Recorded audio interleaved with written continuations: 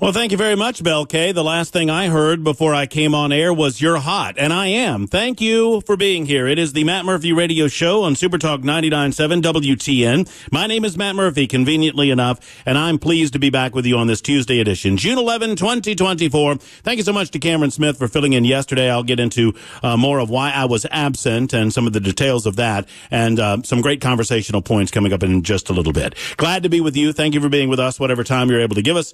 We're certainly appreciative of it. It is the Libertarian Lunch until 1 o'clock today, and we move on with 2 more hours after that, making our way to the drive with Brian Wilson.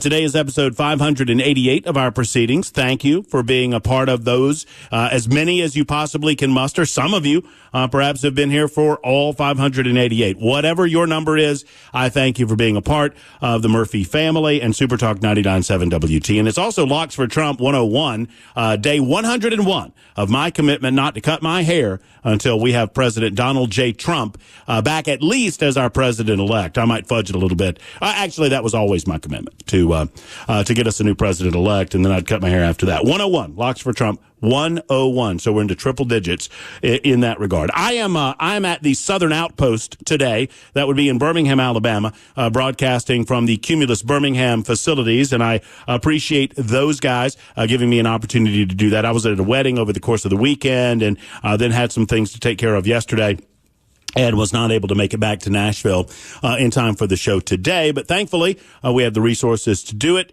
at Southern Outpost in Birmingham. And you can see me broadcasting from one of the fine production rooms here in Birmingham, Alabama, on Supertalk TV, YouTube, Facebook, Twitter, Twitch, up and running. More on that in just a moment. Obviously, the Hunter Biden verdict is the big topic of the hour, the big topic of the day. We'll break some of that down for you.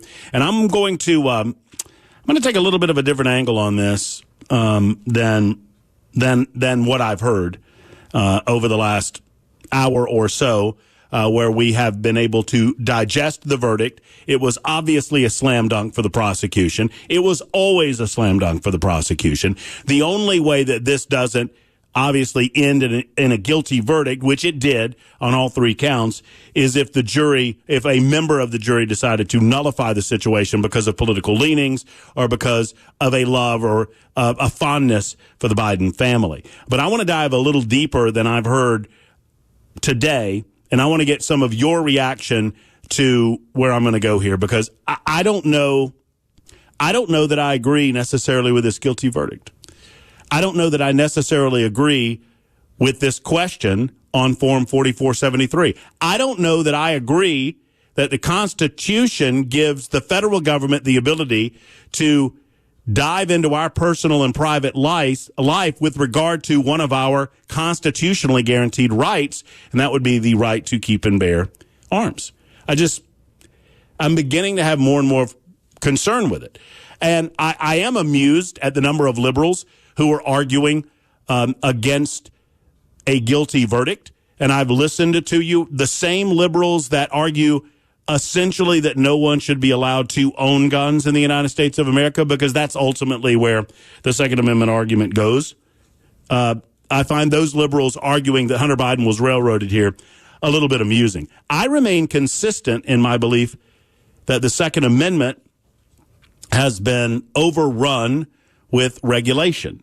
And we do so in the emotional spirit of attempting to stop crimes that may be committed down the road by individuals who have evil intent in their hearts. At the same time, when we do so, we're overrunning the rights of law-abiding citizens. And I just want to address that as we address the guilty verdict today. So we'll do that a little bit later on. We'll also talk about the Tennessee Star is under fire. Amazingly, the Tennessee Star, and they've been doing such great work. Michael Patrick Leahy and the Tennessee Star have been doing great work, as has our own Brian Wilson. Brian Wilson of The Drive has been doing fabulous work laying out some of the details of the mindset, crazy as it may be, the mindset of the individual responsible for the Covenant School shootings. We're going to talk about that today because I'm just fascinated that an organization that is in the free speech business, I'm fascinated that an entity that is in the business of getting information to the general public, oftentimes at the consternation or frustration over the objections of government entities, that organization would be arguing in favor of government limitations on our ability to see information that ought to be publicly available. In other words, there is a television outlet. Let me just put a real fine point on it. There is a television outlet in Nashville that is arguing, essentially seems to be arguing, that the Tennessee Star has no right to discuss, not publish, but discuss aspects of the Covenant School shooting. The public's right to know should override any emotional appeal on the part of the families. And we feel you. I feel for you. I don't know. I can't possibly understand what you're going through, especially if you lost a loved one. But if you lost, if you are a part of the Covenant School family, I can't imagine what you're going through. At the same time, that doesn't change the nature of the country that we have set up, and that doesn't change the necessity to get information to the public as long as it does not present a real and present danger. So we'll talk along those lines as well as the show slowly but surely progresses under its own weight. Let's get the pleasantries out of the way. I mentioned it's June 11. It is Tuesday. I'll have to remind myself of that because it's Tuesday, my Monday, on Super Talk 99.7 WTN. It is episode 588, as I mentioned. We're up and running on the radio side of things, of course, from northern Alabama to southern Kentucky and all points in between. We broadcast on 99.7 FM. You can also find us on any platform of your choosing. Stream us any place you stream news or music or information or podcasts. You can stream us. Just type in Supertalk 99.7 WTN and off you go. You can also download our app. That's available for you on your smartphone or on your laptop. And then, of course, there's Supertalk Television, which gives me an opportunity to say hello to Headless Bell, who is truly headless for me today. Normally, he's headless for everyone. But today he's headless for me because I'm down here and he's up there. Hello, Bell. Hello. How's it going? Working on it. Fair to partly cloudy? Yeah. Slight chance of showers? Fair to partly middling. How'd everything go yesterday? Cameron do all right? Oh, yeah. Cameron was great. Cameron's there always was some talk about him replacing you on a permanent basis. Well, then Cameron will not be guest host for Matt Murphy anymore. You know my rule. My rule is you need to do well, but not too well because I'm mediocre on a good day. 588 episodes now, Bell. You've not appeared in any of our television side, but you do entitle them. And episode 588 on Supertalk Television, YouTube, Facebook, Twitter, Twitch is entitled Matt Murphy, broadcasting from our southern outpost closer to Antarctica. That's true. It is true. That's true. I know I'm in Alabama. You can smell that smell. I'll just leave it at that. You can smell that smell. Is that, what do you call it, Aniana? Aniana, yeah. Yeah, the trees lean toward Aniana, Bell. All of the, it is an odd geological fact that all of the trees kind of slightly lean toward Aniana, Alabama. Do you know why? No. Aniana sucks. Oh. It's also true if you go to Aniana, the birds fly upside down in Aniana, Bell. The birds fly upside down in Aniana. Do you know why? So Bell? they don't have to see it? No, because there's nothing worth poop in Aniana. So have you ever done a broadcast and had somebody from Aniana come up to you and go, why do you insult us? I have. Oh, okay. And I tell them that because I love them. I offered to move to Aniana years ago if the mayor would agree to rename the town Murphy Springs, and he refused. And so my longstanding feud with Aniana began. Well, that's just poor marketing on his part. That's what I thought. I said, look, I move and your property values double overnight. Overnight, they double because, now you're the hometown of Matt Murphy. All you have to do, Murphy Springs, Murphysville, Murphyburg, Murphyland, any of these would have worked, but he refused to do it. So there you go. Good enough. Bell, thank you for keeping the home fort battened down as we broadcast from our outpost here. We'll try to catch up on the super text line. We'll get that up and running, 615-737-9986. And we'll also get the phone lines up and running. You guys know me, always open on the phone lines. Love turning a monologue into a dialogue. Love having a conversation with you.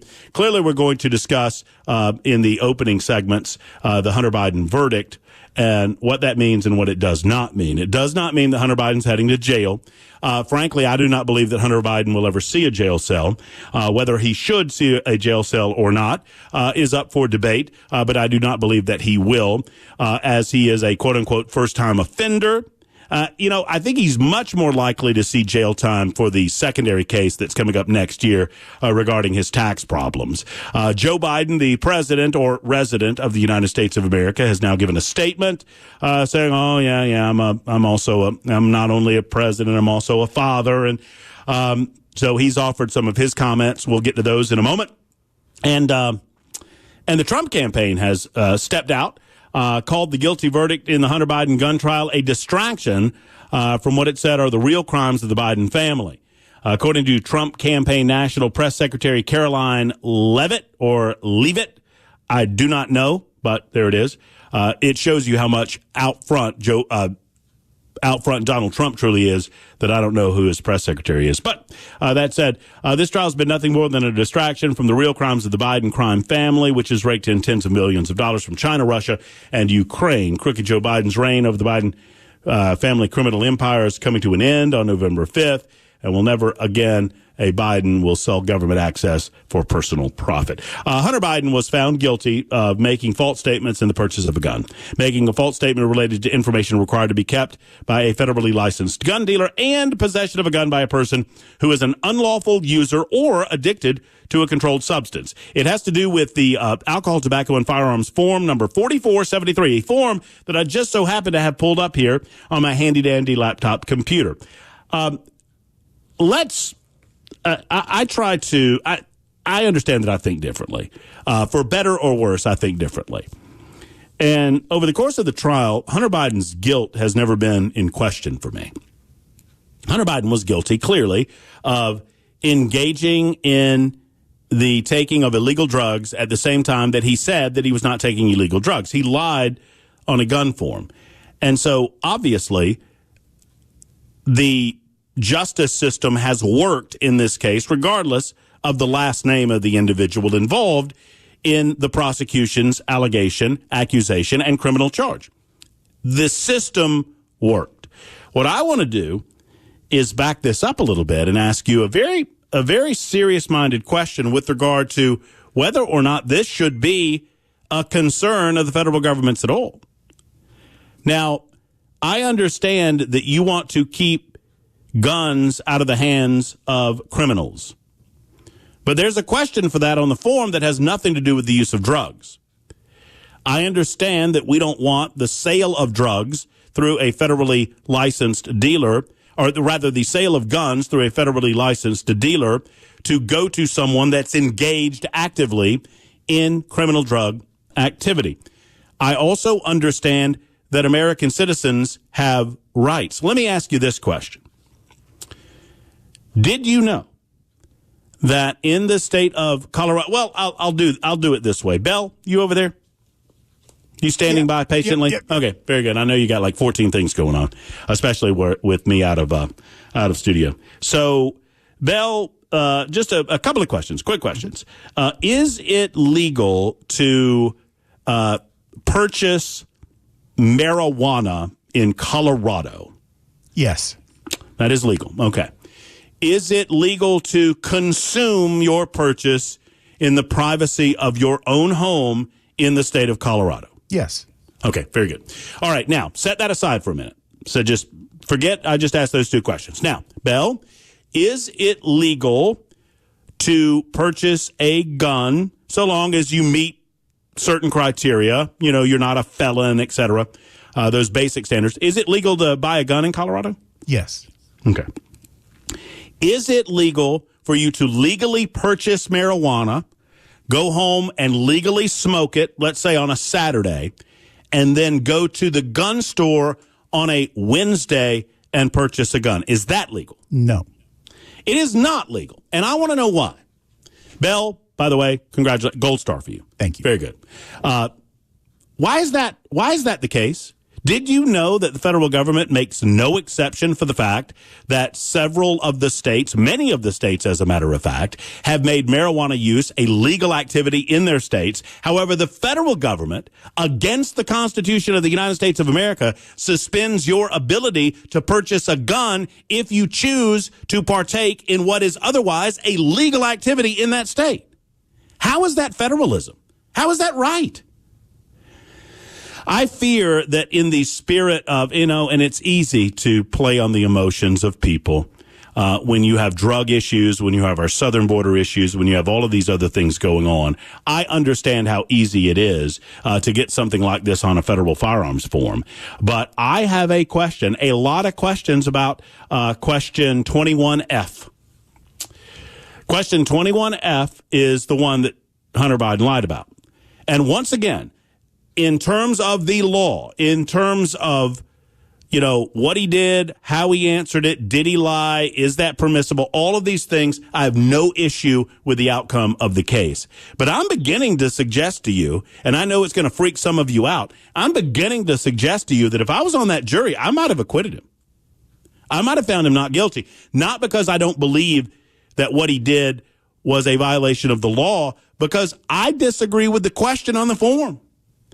And jury nullification, while it is extracurricular to what is appropriate in a courtroom, it is a perfectly reasonable thing that happens from time to time in our American criminal justice system, where a juror will decide that despite recognizing that the individual violated the law in question, I have a fundamental disagreement with the law itself.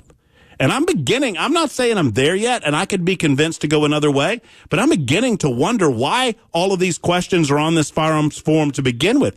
I understand background checks. I understand mental evaluations. I understand if you commit a felony, if you violate the rights of other people, why we would then suspend certain rights for you. But if you're engaged in an otherwise legal activity in the state of Colorado or many, many other states across the United States of America, how is it that the federal government can still suspend a basic constitutional right of yours? 615-737-9986. That's our telephone number. That's the super text number. Would love to hear from you during this libertarian lunch. We're at the Southern Outpost. It's the Matt Murphy Show on Super Talk 99.7 WTN.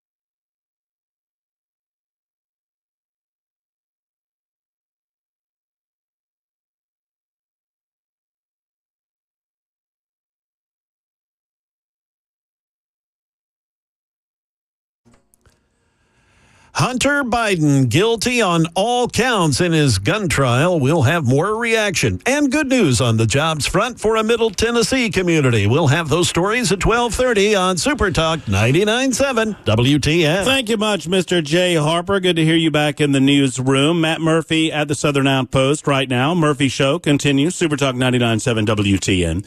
As expected, the reaction on the Super Text line and otherwise has been aggressively angry at me. But I think it's anger over a misperception of what my argument currently is. I'm asking you to step back away from the Hunter Biden trial and reanalyze where we are in terms of some of the questions asked and some of the laws pertaining to the Second Amendment of the Constitution.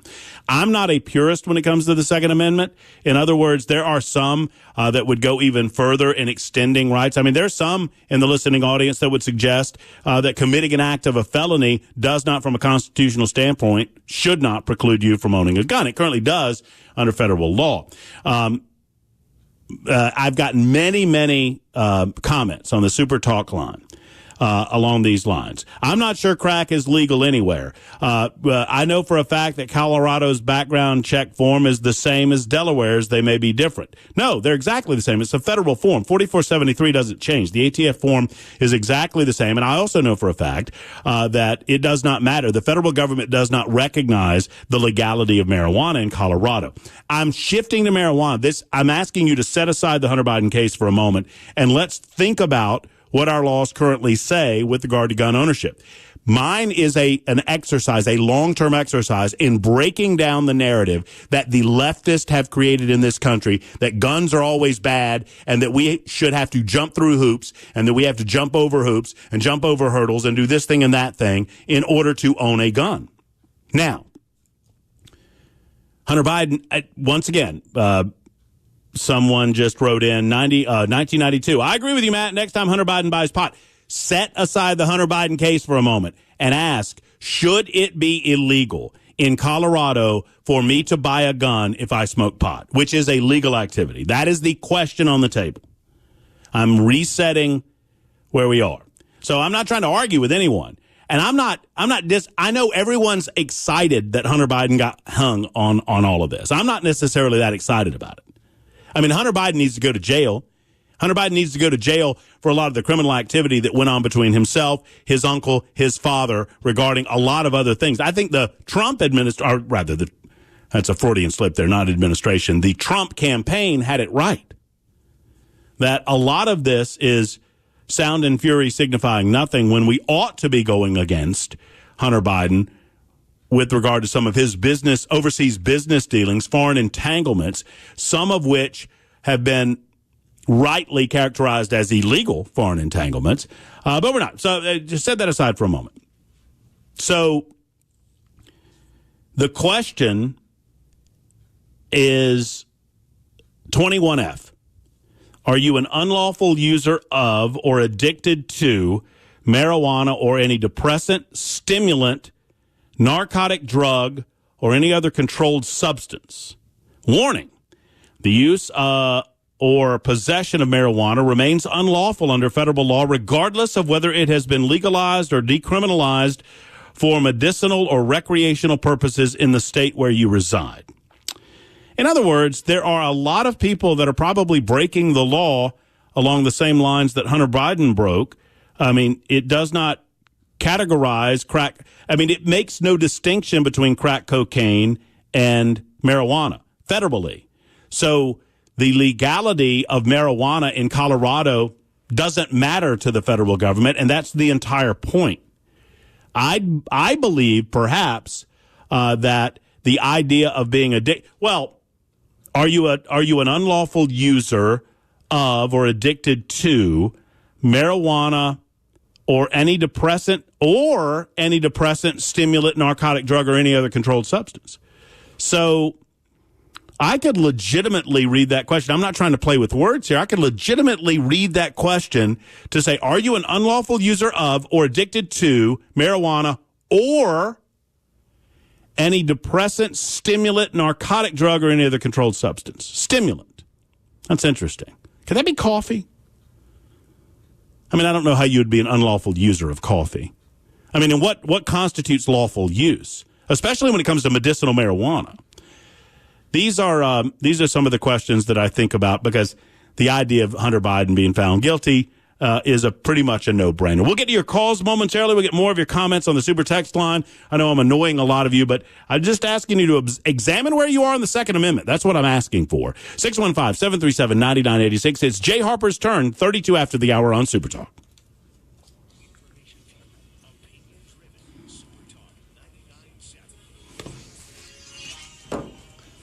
Yes, it is 12:32, and I'm Jay Harper with your top stories. We've got plenty of sunshine, 75 degrees. We'll get a full forecast here in a couple of minutes. The jury in Hunter Biden's trial, yes, they have reached a verdict, guilty on all 3 counts. The president's son was found guilty for lying on a form to obtain a firearm and illegal possession of a firearm.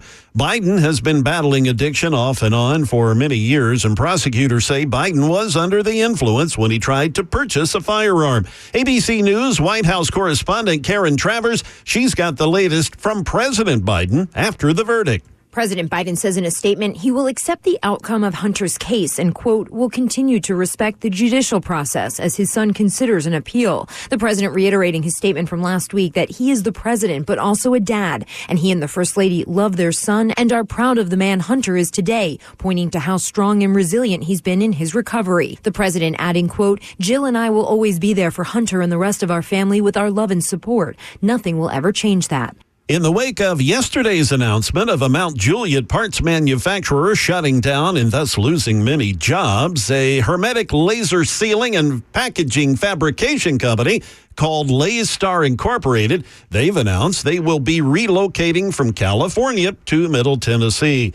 The welding company will be investing over $5 million in order to facilitate the move to Fairview, Tennessee. The opening will bring about 25 new jobs to the area.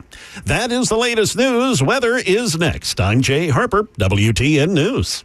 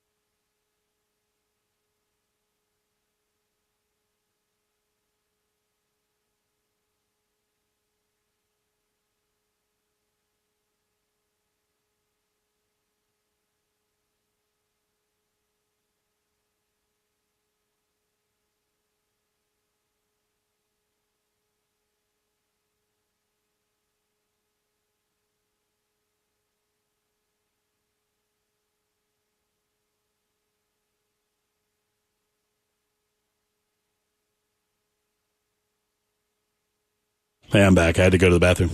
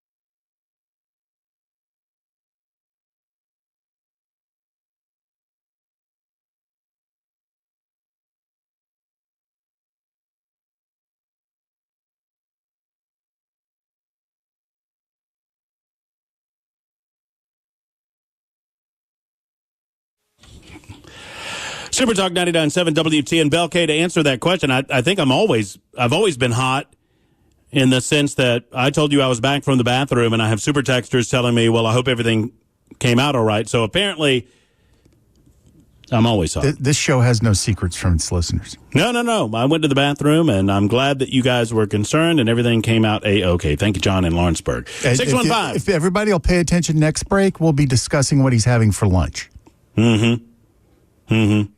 Well, you got any ideas? Because I don't know. I've been invited several places.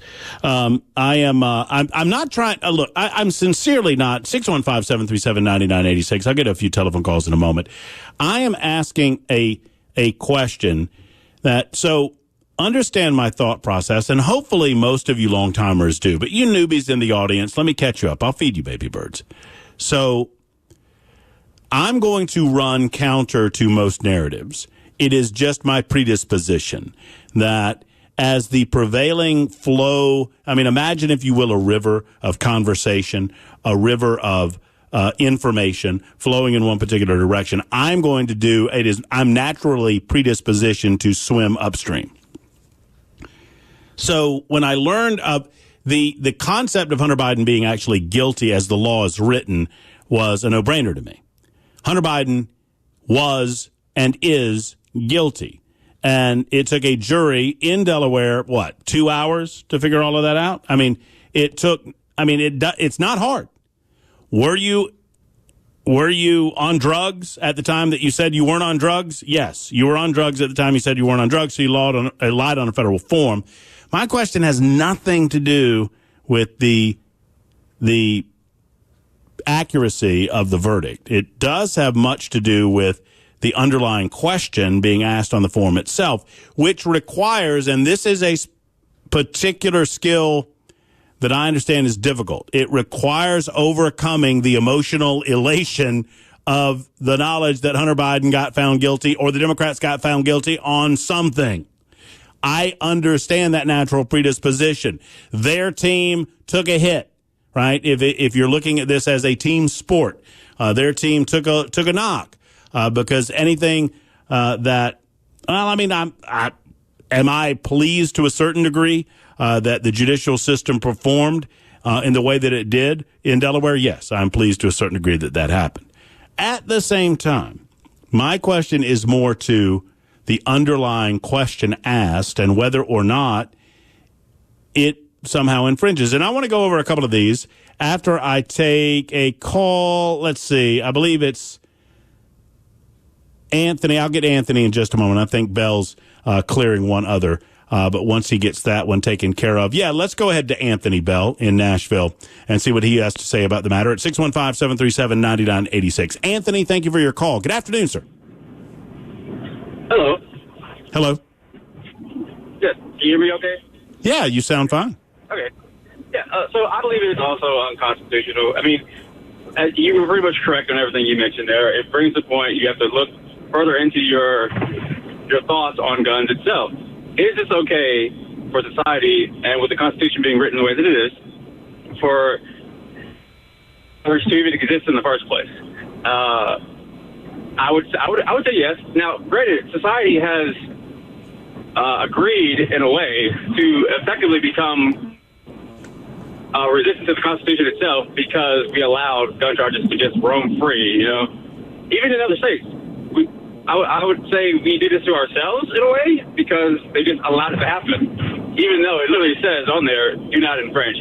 Even for whether it's Donald Trump's charges or this one, they're both the same. They were both unconstitutionally. They're both unconstitutional. That's what I'm trying to say. So I would argue that this charge is irrelevant because it probably would get overturned on appeal, as it should, if we're going to be consistent. Even though he's in most cases probably shouldn't own guns. I can agree with it, but I wouldn't be consistent, so it shouldn't exist. So that's just my take on it. Because I think you're right. Is that it begs the question. We should be having an inside look at ourselves at what it actually means for the Constitution to allow this charge. We've over the years. Well, that's right, Anthony. And Anthony, thank you for your telephone call today. I appreciate it very much. 615-737-9986. It merits, I think, a deeper discussion about how we have allowed over the years small and subtle encroachments into our rights as law-abiding citizens. It is none of the business of the federal government what I'm doing in the privacy of my own home, so long as I'm not violating anyone else's rights.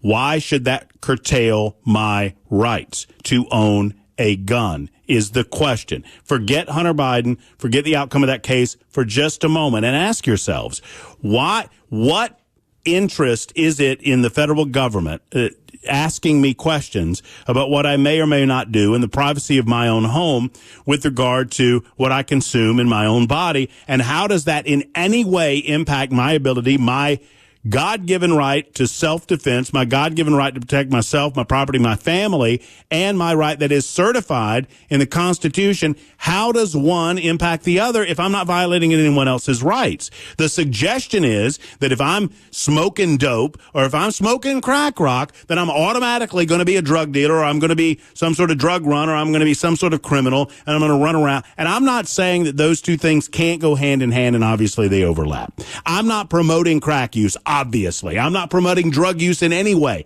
obviously. But it doesn't limit itself to illegal drugs per my reading of this question. Question number 21. I'm going to go through a couple of them, and then I'll get back to your phone calls on the Libertarian Lunchtime Hour. So answer the following questions by checking or marking either the yes or no box to the right of the questions. And trust me, I have filled this form out a lot. And it's almost, it's by rote. Answer the following questions. A, are you the actual transferee buyer of the firearms listed on this form and any continuation sheets, ATF form 5300.9A? Warning, if you're not the actual buyer, if you are acquiring any of the firearms on behalf of another person, if you're not the actual transferee or buyer, the licensee cannot transfer any of the firearms to you. Exception, if you are only picking up a repaired firearm for another person, you're not required to answer question 21A and may proceed to 21B. So, can't be a straw man purchase. You can't buy the gun for somebody else. Okay, got that. Number B, or letter B, number B. Do you intend to sell or otherwise dispose of any firearm listed on this form and any continuation sheet in furtherance of a felony or any offense punishable by imprisonment for a term of more than 1 year, a federal crime of terrorism, et cetera, et cetera? In other words, are you buying this gun to do something bad? No, the answer.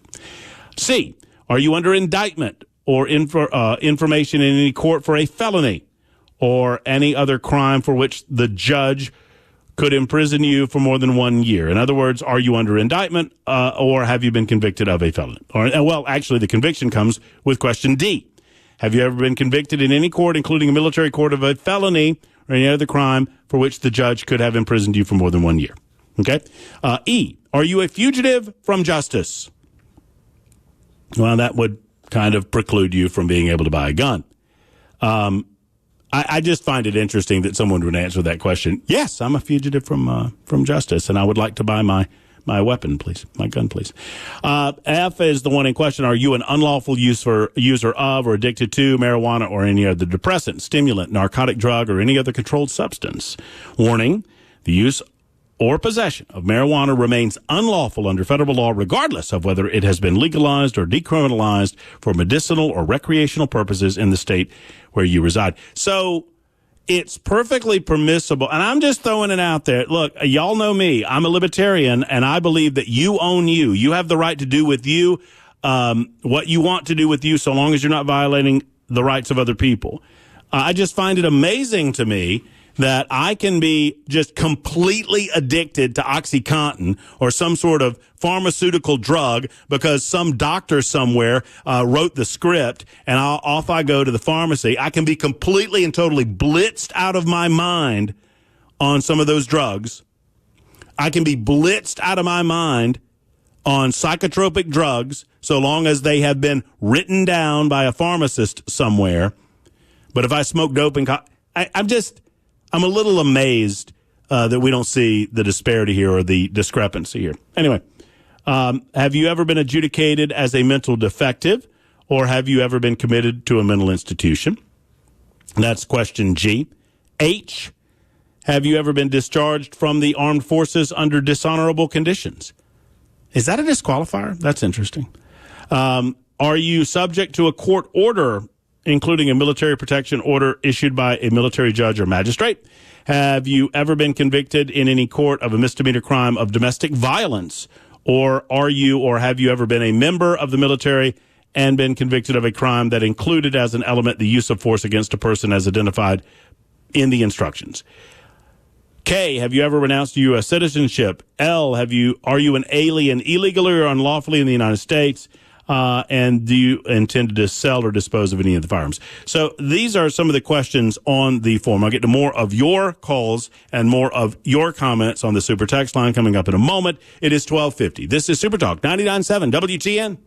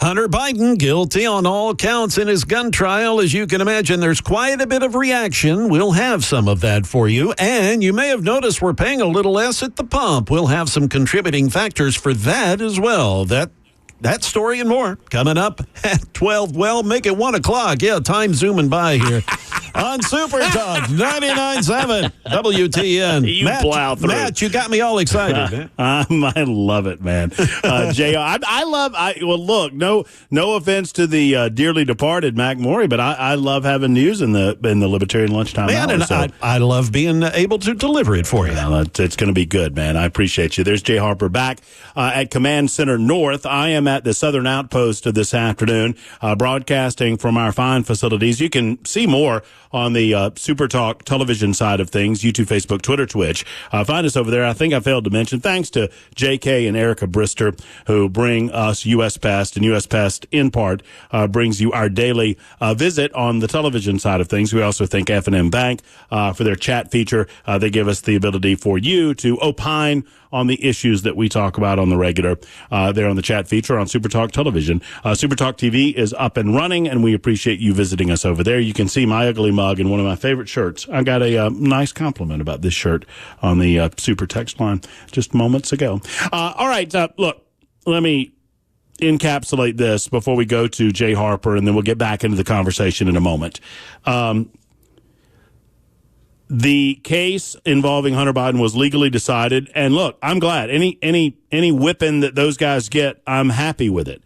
My question is whether or not this question should be asked on the federal form itself, Form 4473, which are two different things. And it's important to separate those two different things. I'm not taking away the emotional impact that you're experiencing, your joy and glee over the guilty verdict. But it is guilty on all three counts. 1 hour down, 2 to go. It's the Matt Murphy Show on Super Talk.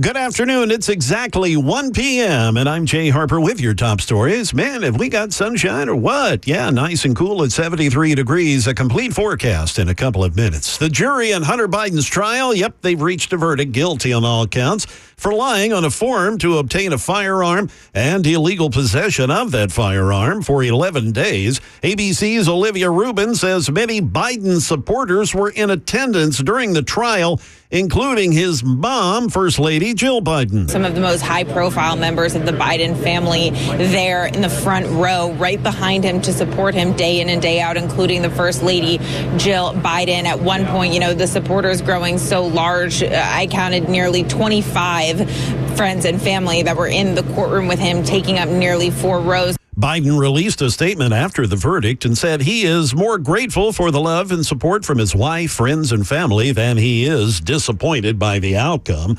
The next step is now sentencing, where the maximum time could be up to 25 years.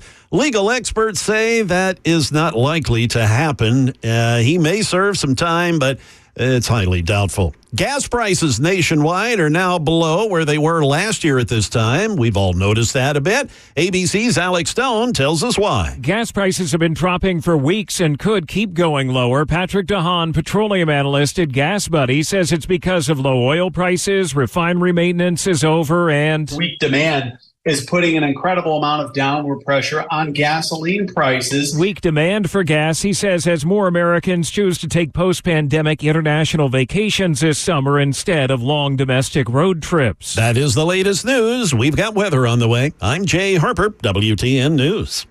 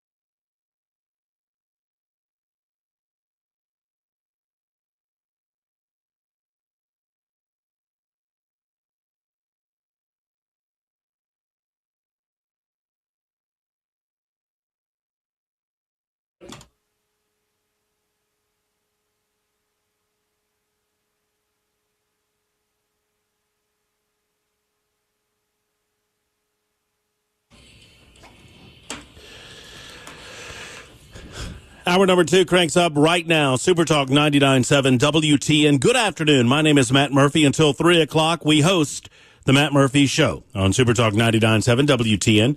You can find us on your radio dial, obviously online, any place that music or information is streamed. You can find us. And then there is Super Talk TV, YouTube, Facebook, Twitter, Twitch. It's up and running, and we appreciate those of you who are over there putting up with my ugly mug on location at the Southern Outpost. I'm broadcasting from Birmingham at our friendly confines at Cumulus Birmingham this afternoon. I appreciate the gang down here for making that possible, and thank you for all of you up there indulging that. I was at a wedding over the weekend. I'm going to get into more of this in a moment because I have a question. I guess I could get into it now. And we'll get back. Obviously, Hunter Biden found guilty on all 3 charges. Yay, hooray. I have some underlying questions about the constitutionality or the illegality or the constitutionality of the question itself with regard to so long as I am not violating anyone else's rights, why is it a question as to what I'm doing in the privacy of my own home? And the question is inartfully asked in a way that I think that it could include legal stimulants as a disqualifying factor as to whether or not you could buy a gun or not. The question that Hunter Biden answered inaccurately on his gun form that led him into this problem. And once again, I don't have a problem with the conviction. It could not happen to a better guy. Hunter Biden is a smarmy POS. And you know what? If you know, you know. He is, and everything bad that happens to him, I'm here for the ball game. I'm popping the popcorn. Anyone that would deny his child in the manner in which Hunter Biden did, I mean, you can stop and end right there. Then his basic attitude about life, his holier than thou, what? Well, anyway. So this is not necessarily about Hunter Biden's actions. It's about the law and what the law says with regard to gun ownership in the various 50 states. Are you an unlawful user of or addicted to marijuana or any depressant, stimulant, narcotic drug, or any other controlled substance? Are you an unlawful user of or addicted to marijuana or any depressant, stimulant, narcotic drug, or any other controlled substance? Isn't caffeine a stimulant? I mean, I'm just reading the language. Now, some of you might suggest that I'm being ridiculous. How am I being ridiculous? I'm just reading the language.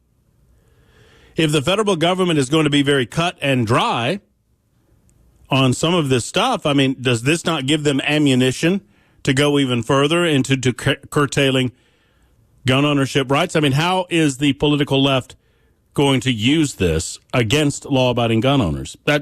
Now, you have noted, and rightly so, and I'm not conflating my hypothetical with the very real case of Hunter Biden, that Hunter Biden was not law-abiding in as much as he was buying and consuming crack cocaine on the regular, and last we checked, crack cocaine is illegal. But this form does not make a distinction between legal and illegal drugs when it comes to drug addiction.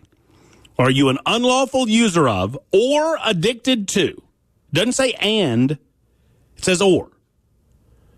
Addicted to marijuana or any depressant stimulant. So, I mean, does that mean you're an unlawful user of the stimulant, or does it mean any stimulant at all?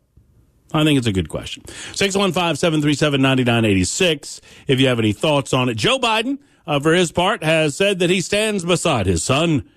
Well, what would he say?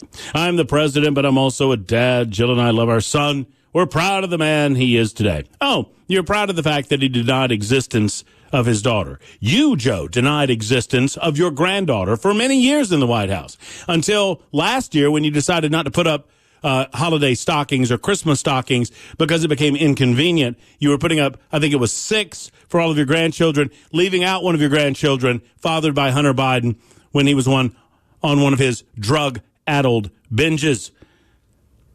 We're proud of the man that he is today. So many families who have had loved ones battle addiction understand the feeling of pride, seeing someone you love come out of the other side and be strong and resilient in recovery. Yeah, strong. Yeah, strong and resilient, denying the existence of his daughter and, deciding not to pay his taxes in the state of California, a trial that will come up a little bit later on, if not this year, early on into the next. Jill and I will always be there for Hunter and the rest of our family with our love and support. Nothing will ever change that. Well, you better be there for Hunter. Otherwise, he cannot continue to sell his $200,000 paintings, which are garbage, and he only sells them. I believe that those paintings are all about moving money around in order to pay Hunter off for his legwork in connecting the Chinese and Uncle Jim and Joe and all the rest of the Biden family. That's part of the Biden crime syndicate. But, be that as it may, you got to be there for him, buddy. Got to be there for him. Someone, in the meantime, on the membersnutrition.com super text line, 0358 says you can put alcohol in there as well. If you eat chocolate, no gun permit for you. Now they have reclassified weed. They will have to change that form. No, that's it's no longer a controlled substance. No, that's the point, is that the federal government looks at this differently than the states. And it goes back to my original question during the Libertarian Lunchtime Hour, in case you missed it. If you are in the state of California, it is legal for you to buy and consume weed. I'm not saying you should. I'm saying you can, much like alcohol. Well, if you buy and consume alcohol, you can go to the gun store and buy all the guns you want. You buy and consume weed, you go to the gun store, you're not allowed to buy a gun legally. Because by lying on the form, you put yourself in the same criminal danger as crack-addled Hunter Biden has put himself. So, that's really the entirety of the point. All right, let's go to John number 1 on line 1 first up as we continue hour number 2, Matt Murphy Show. Hey, John. Hey, Matt. How are you, my friend? Doing good. Thank you. Good. So here's my question to this. Okay, I understand everything you're saying. So say that I decided one day that I wanted to smoke a joint, but I have a concealed carry permit, okay? And I get pulled over. I have my firearm on me, and the cop deems that I'm under the influence. Or if I've been out to, say, the bar or went to the restaurant and had a few beers, have my firearm on me and get pulled over. I have been told when I went through my class that if you consume alcohol or you consume narcotics, that you can be charged with a felony and lose your carry permit. So how is that any different for us than it is for him? Wait, so you've been told that you can lose. Walk me through that again. So give me the hypothetical scenario one more time. Well, this isn't hypothetical. When I went through my class 9-10 years ago, okay, they told me that if I am in possession of my firearm, that if I go to a restaurant, that I cannot consume alcohol. If I'm caught consuming alcohol in possession of my firearm on my person, that I could be charged with a felony and lose my carry permit and never be able to own a gun again. The short answer is I don't know. It would not surprise me if that was some sort of detail within the law. I was not familiar with question F until the Hunter Biden trial came up, which is why I'm bringing it up as a topic. So we have a lot of law enforcement that listen to the show. I just don't know the answer to your question. But you're saying that you've been told that is the case, that you, so for example, you and I, John, we go out with our significant others. It's the four of us and we're on a date, a double date, and I've got my concealed carry on me. And let's say, just for the sake of argument, that we go into a restaurant that is a gun-welcoming place. So that's not a question, right? So we're in there, we're in the restaurant. They don't mind us having guns. I've got my concealed carry, you got your concealed carry. And you and I decide to have a beer together. And we have a beer, and then for whatever reason, a law enforcement officer sees my gun, that he can arrest me and charge me with a felony for consuming alcohol while in possession of a gun? That's what I was told in my class. I went to the class. I went to my class at Guns and Leather in Greenbrier, and that's what I was told in that class, that you cannot consume alcohol while you're in possession. But then again, the flip side of that is the castle doctrine is where you can carry your firearm in your vehicle without a concealed carry permit, which is an extension of your home. So you can drink while you're at home and have 1,000 guns in your house, and that's perfectly legal. So where's the line here? Yeah, this is interesting, and I'm getting a lot of confirmation that it is true that you cannot carry and drink alcohol at the same time. Also, some are suggesting that you cannot consume alcohol to the point of drunkenness or to the point of it is probably the case that it is the law. It is a fact that I'm in violation of a felony multiple times over the course of my life. But some are saying that. So, do you recall whether they told you can't consume or you cannot become intoxicated? They said you cannot consume. Well, I mean, I'm getting conflicting answers on the membersnutrition.com super text line. If we have a law enforcement, thank you, John, for the call. I'm gonna move on to some others. But if we've got anybody else that might have some insight into this question, that's very interesting. Thanks, John. You can go ahead and there we go. There goes John. Let's see. You can't consume one drop. That doesn't make a lot of sense either. I mean, it just doesn't. You can't drink beer. So, I mean, once again, let me back this up. The nature of my questioning the form, 4473, is in no way, I want to be real clear here. There's nobody named Matt Murphy on this radio show defending Hunter Biden. Nobody. What I would argue is that we need to take a closer look at some of our gun laws because our gun laws are designed from a narrative that guns are bad. And I understand that probably the nature of this new aspect of the law about alcohol consumption is such that we presume that consuming alcohol with a gun on one's person might lead to bad things, might lead to poor judgment, similar in nature to consuming alcohol and getting behind the wheel of a car. But we don't make it illegal to get behind the wheel of a car after consumption of alcohol.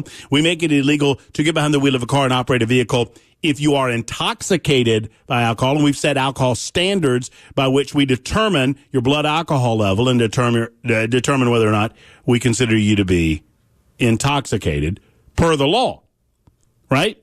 So Scott says 30. So I'm getting a lot. So the debate now on the members, just to give you a little sense, I mean, it's coming in, 10 a second, whatever. But there are a lot of you that are saying that possession of handgun while under the influence, so you can't be intoxicated. 3765, then, on the other hand, says he's right.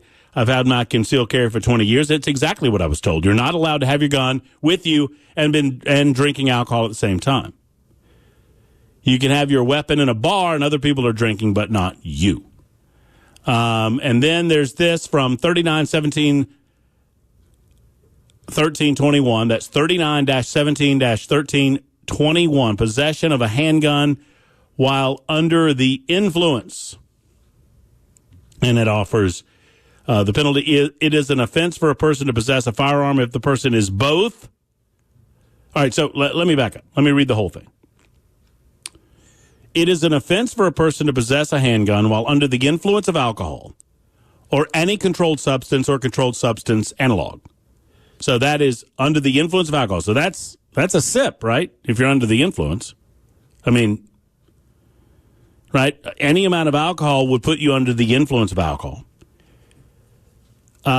It is an offense for a person to possess a firearm if the person is both, one, within the confines of an establishment open to the public where liquor, wine, or other alcoholic beverages as defined, yada, yada, yada, are served for consumption on the premises, and, number two, consuming any alcoholic beverage listed in subdivision B-1. A violation of this section is a Class A misdemeanor. In addition to the punishment authorized by subdivision, if the violation is of subsection A, yada, yada, and the person has a handgun permit, and it's a lot of purview section, this and that, legalese, this and that. The second you take a sip, you're under the influence of alcohol according to the law. So this would indicate that any level of consumption. Well, does anybody think that's right? I mean, are we making laws based on the lowest common denominator? Do we really believe that those with criminal intent in their minds are going to abide by the law and not carry their gun? I mean, all I'm telling you, and I'm not even evaluating in real time whether I agree with this or not. All I'm telling you is that there are thousands of you listening to me right now that have been in violation of this law. Thousands of you have been in violation of this law, right? I know I have. Hell, I was in violation of this law last week. Now, I mean, once again, 1440 says, well, 1 or 2 beers does not affect most people. Well, in this case, it says under the influence of alcohol. And per the law, if you drink beer, you are whatever level, does not matter. You are under the influence of some form of alcohol at that point. And they don't make a distinction about blood alcohol level. That's a very interesting aspect of the law, John, that I've never heard of. And I'm glad that you brought it up. We've got another John and Andrea and Jason coming up in a moment as we continue on the Murphy Show. It's the Libertarian Lunchtime on Super Talk 99.7 WTN.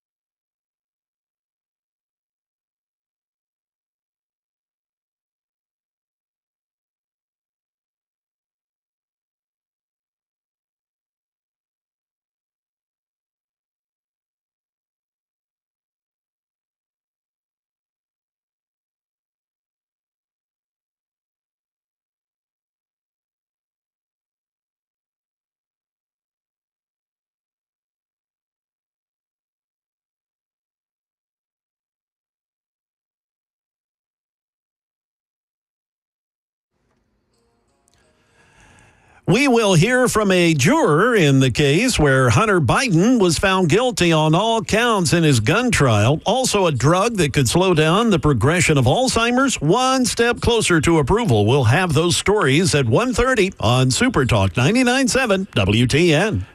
Thank you, Jay Harper. Coming up a little after 1:30, we will discuss the latest in Gaza, the Hamas-Israel conflict.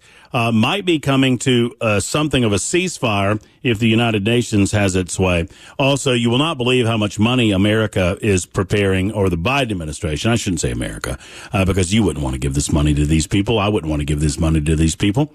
But the number of dollars that this country is preparing to give to terrorists. And you know what? You can sugarcoat it any way you want to sugarcoat it. I'll get into the details coming up in just a little bit. But the United States of America is set to give $400 million more to terrorists.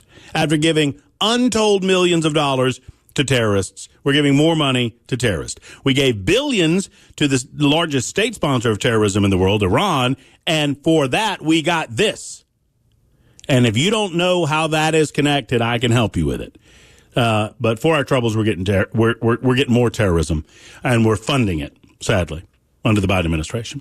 In the meantime, John's in Franklin. I want to get to as many of these as we can. We're going to finish off this topic of gun laws in the state of Tennessee and move on to a few other things. John, I'm glad you called. Thank you, sir. Thank you very much. Hey, I think everybody's pretty much on the right track on this thing. They covered some of the things that I was going to talk about, like alcohol. I would like to verify when John said the class that he took, you could not consume alcohol if you were carrying. I had the same thing. So he was right on that.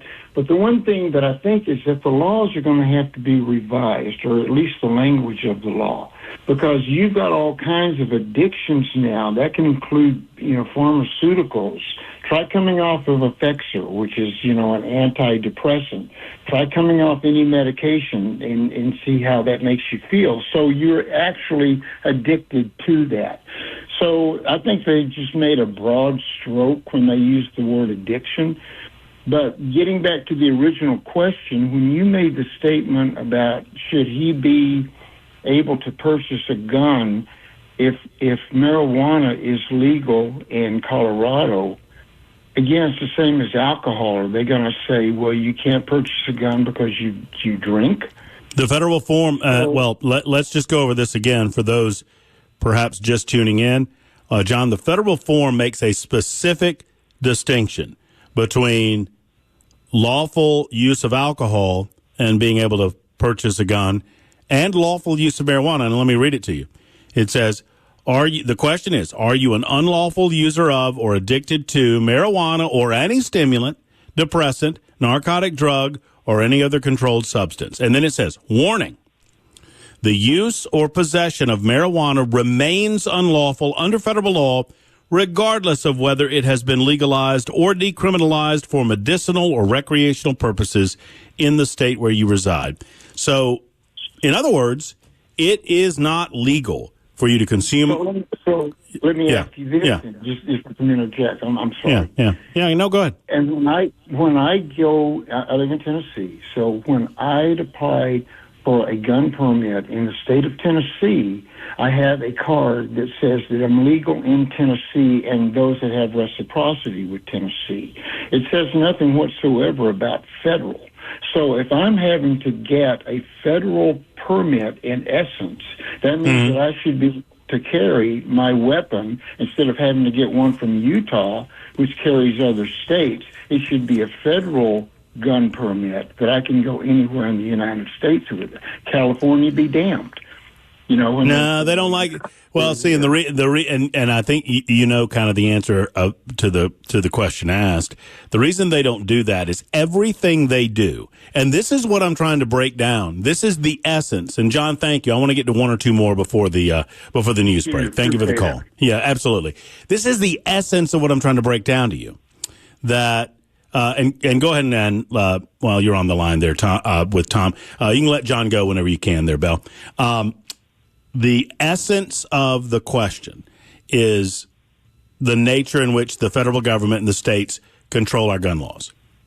And based on, everything is predicated on the idea of having less gun ownership. So everything's angled toward that way. So if it behooves, hey, Bell, if you can, just go ahead and release line 2. Thank you. I appreciate you, buddy.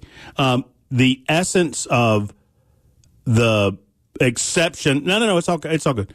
The essence of the screening, essence of the federal reform is to prevent gun ownership, not to assist in gun ownership. So what John's talking about is, well, wait a minute. If I have to pass this federal background check, then there should be universal reciprocity.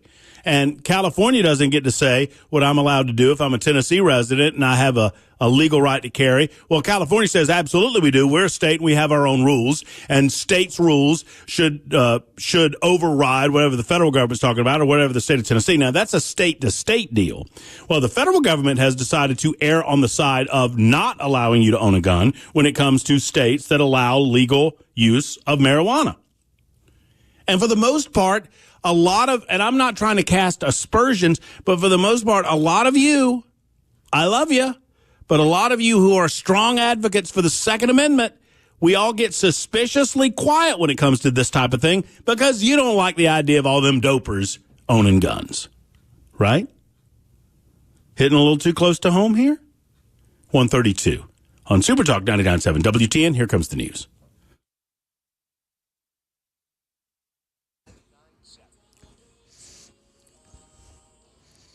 Yes, it is 1:32, and I'm Jay Harper with your top stories. Lots of sunshine, 78 degrees, a full forecast in just 2 minutes. Guilty on all charges. A federal jury in Delaware convicting President Biden's son, Hunter, on 3 felony counts related to his purchase of a firearm back in 2018 while he was allegedly addicted to drugs.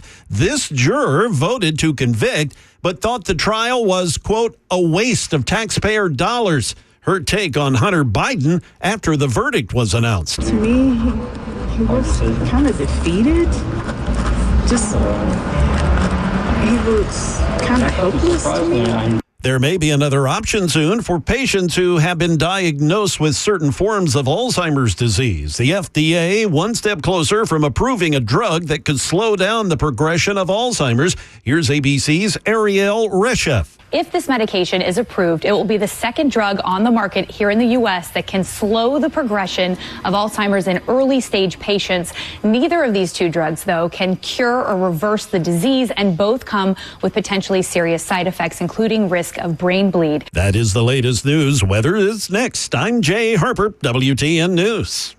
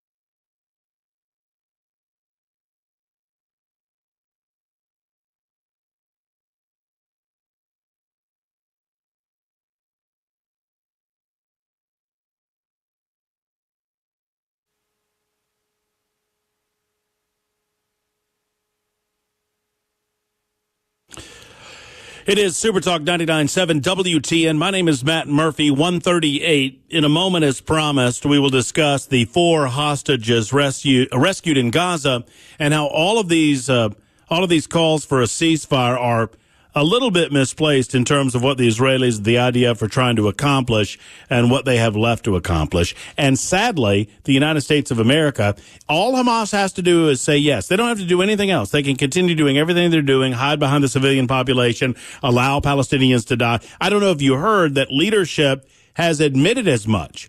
The leaders of Hamas have said, look, Palestinians dying, that's just a part of this, man. We got to get as many dead as possible so as to win over public attention to our side of this issue. More on that coming up in just a couple of minutes on Super Talk 99.7 WTN. A lot of reaction to the conversation that really centers around gun ownership and your legal rights and what is illegal. And I think the Hunter Biden trial, Hunter Biden, guilty. 3 counts. He'll be sentenced in several months. The expectation is he might be sentenced before the election, which would be pretty funny. And look, don't start counting your chickens. Don't start knitting Hunter Biden an orange skull cap to wear during his prison stay, because I don't expect he'll get any jail time. I mean, I expected that if a jury did not attempt to nullify, 1 or 2 jurors did not attempt to nullify this case by refusing to go with the law here, that this would be the outcome of the case because it was fairly open and shut. This is not the biggie, though. And frankly, we're not going to have the biggie in a court of law anytime soon. I'm sad to tell you that while Hunter Biden will be found, he'll face a jury with regard to criminal charges against him for avoiding paying his taxes in California. Hunter Biden made millions of dollars. Jim Biden made millions of dollars. Joe Biden made millions of dollars.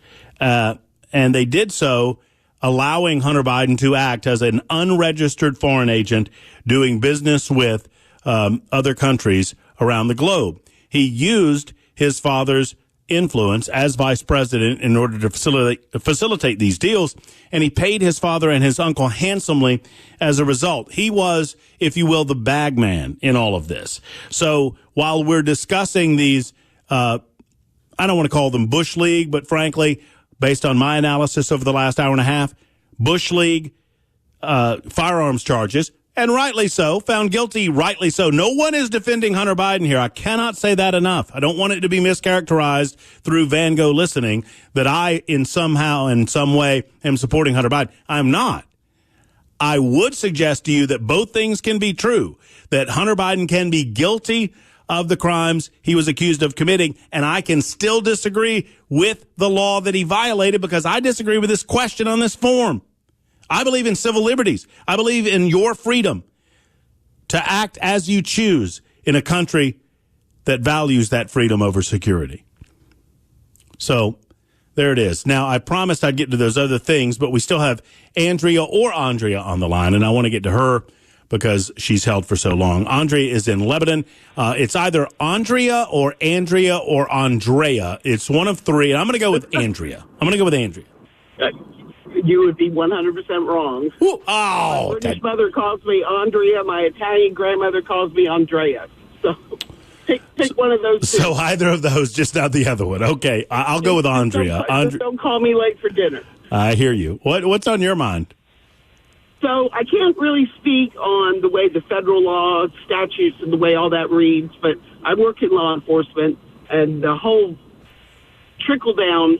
When you're booked into jail, there's several charges, and the way the warrant/charges read, if you're under the influence, there's a charge that's possession of a firearm while under the influence.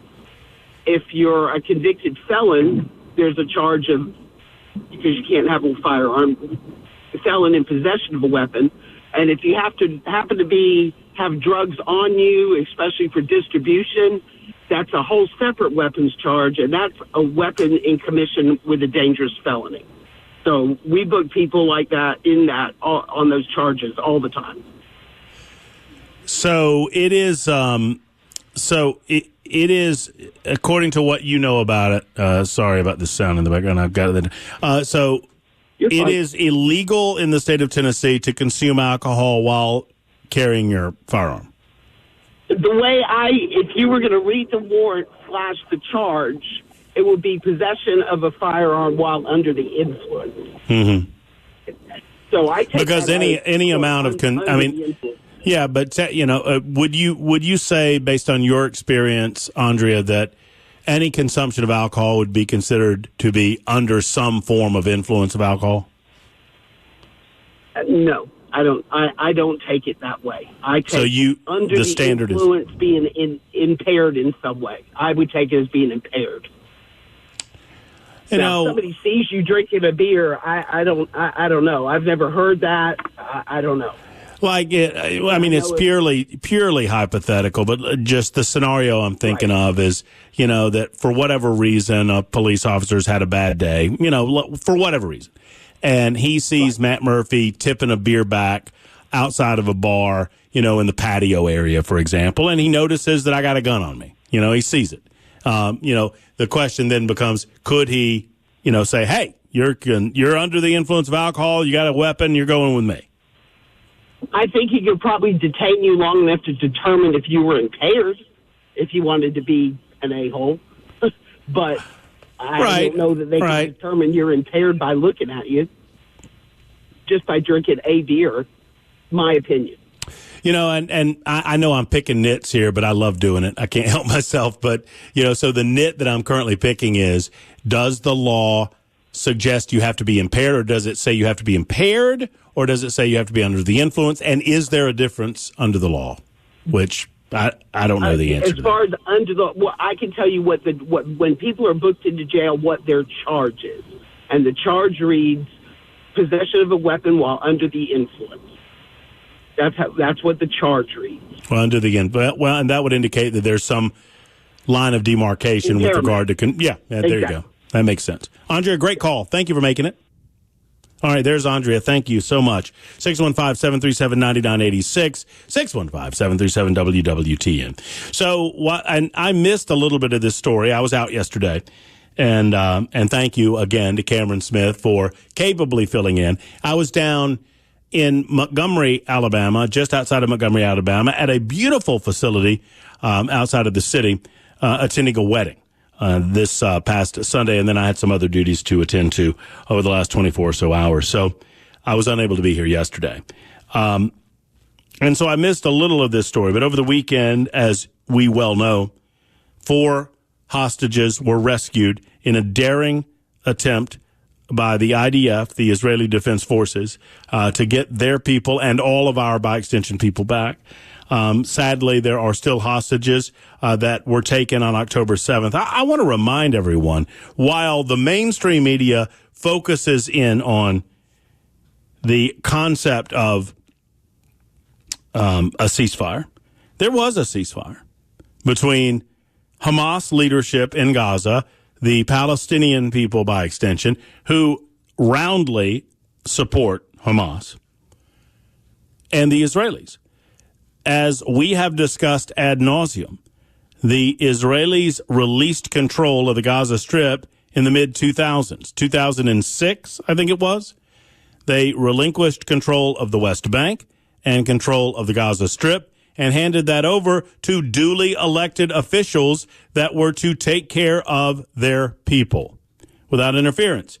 And the Israelis at the time said that you will be granted as much freedom of movement as we are able, considering that there are many, many people in Gaza, many, many people in the West Bank that want nothing other than to kill all of the Israeli people. They want to kill all the Jews.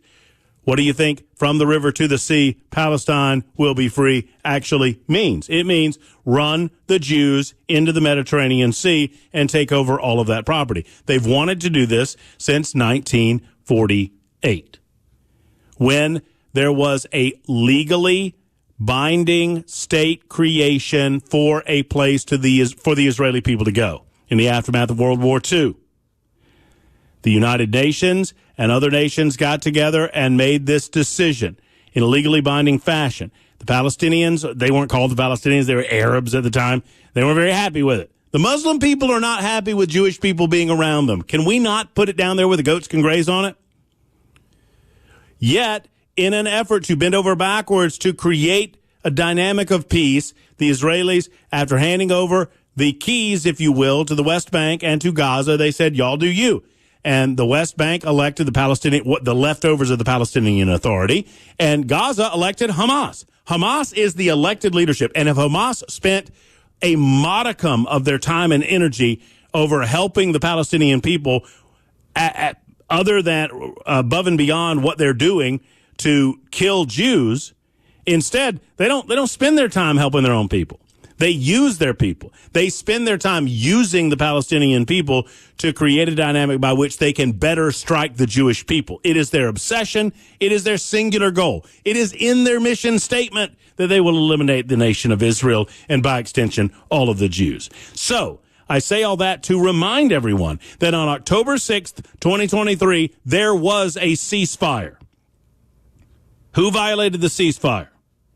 And if you understand who violated the ceasefire, perhaps we begin to understand how that ceasefire can return in place. First and foremost, release the hostages, living and dead. We still have American hostages in the custody of Hamas.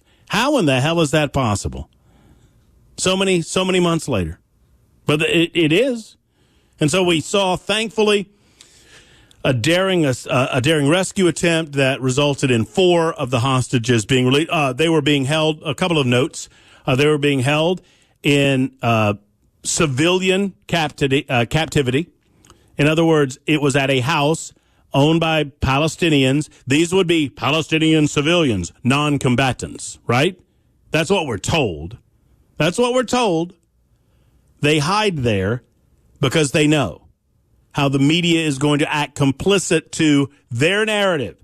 And that narrative is that the Palestinian people are just innocent bystanders in all of this. They don't want any part of this horrible, horrific war. Baloney. For the most part, that is absolute Bravo Sierra. What does the media focus on? As much as I was paying attention, I noticed that the alphabet soups, ABC, CBS, NBC, hashtag never CNN, garbage network full of garbage people, don't watch, I'll watch so you don't have to. What do they focus on? They focus on the number of Palestinians that died in the raid. They don't focus on the numbers that are left.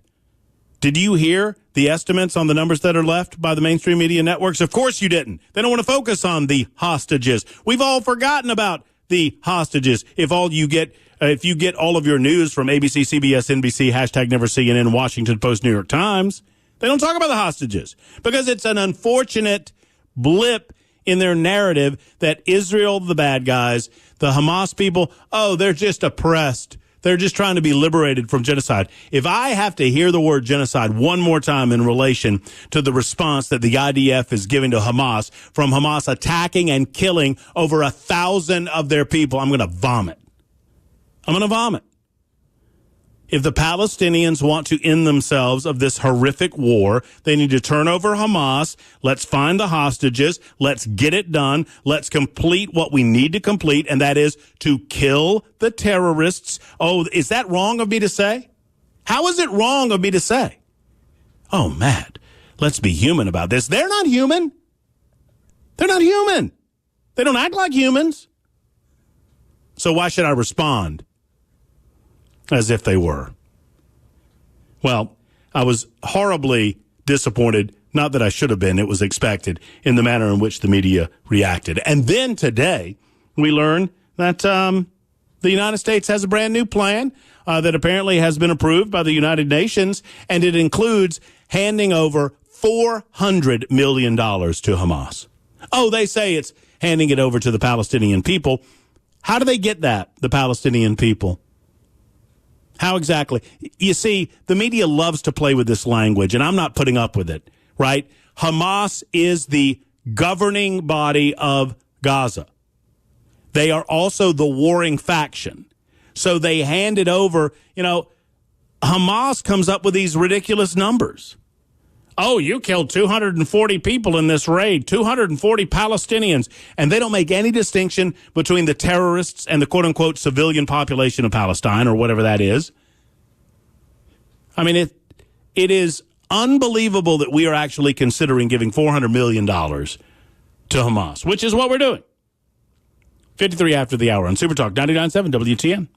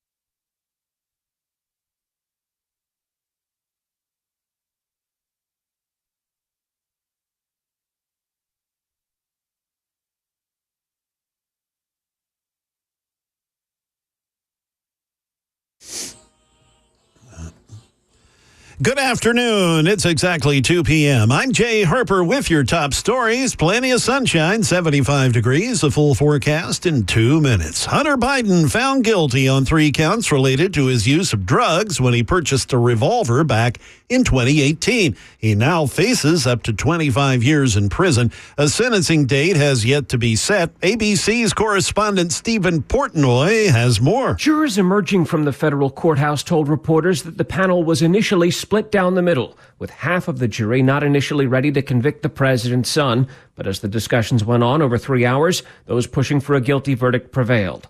One juror who ultimately voted to convict said she saw the trial as a waste of taxpayer dollars, adding that she believes Hunter Biden needs help and should now be fined rather than imprisoned. Back here in Nashville, police have arrested a man accused of carjacking a woman at gunpoint while she was getting gas at a Nashville convenience store. An arrest record says that an alleged carjacker, Ahmed Gouda, was arrested Monday for approaching a woman with a handgun at the Thorntons on Stewart's Ferry Pike. The victim stepped away from the car and the suspect took off in it. Police chased the car down via helicopter. They eventually apprehended Gouda on 11th Avenue South. Gouda has been charged with carjacking and theft of a firearm. He's scheduled to appear in court on July 5th.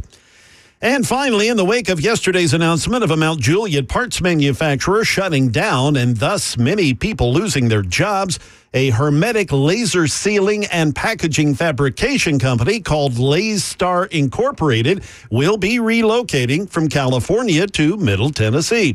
The welding company will be investing $5.5 million in order to facilitate the move to Fairview, Tennessee. The opening expected to bring about 25 new jobs to the area. That is the latest news. Weather's next. I'm Jay Harper, WTN News.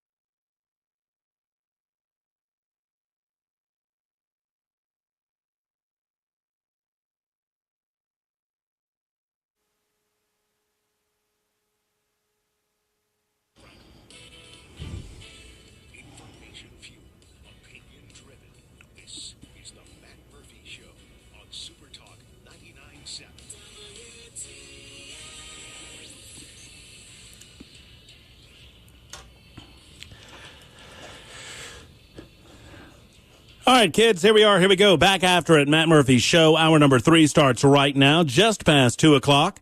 Thank you for being out there. Whatever time you're able to give us, we're certainly appreciative. We're at the Southern Outpost in Birmingham, Alabama, broadcasting from the Cumulus facility down here. Beautiful day in Birmingham. I hope that it's gorgeous in Nashville, Tennessee. I'll be back up in studio tomorrow. Thanks to Cameron Smith once again for filling in as I took a day yesterday to handle some personal matters. And I appreciate the guys down here in Birmingham and the guys in Nashville allowing me to broadcast a little bit remotely today. So lots to get into, lots of telephone calls, lots of conversation about gun laws. Generally speaking, the Hunter Biden guilty verdict, guilty on all 3 counts, 1, 2, 3. And, rightly so. Joe Biden spoke today about gun violence and spoke today about gun laws and didn't have anything to say about his son. Isn't that interesting?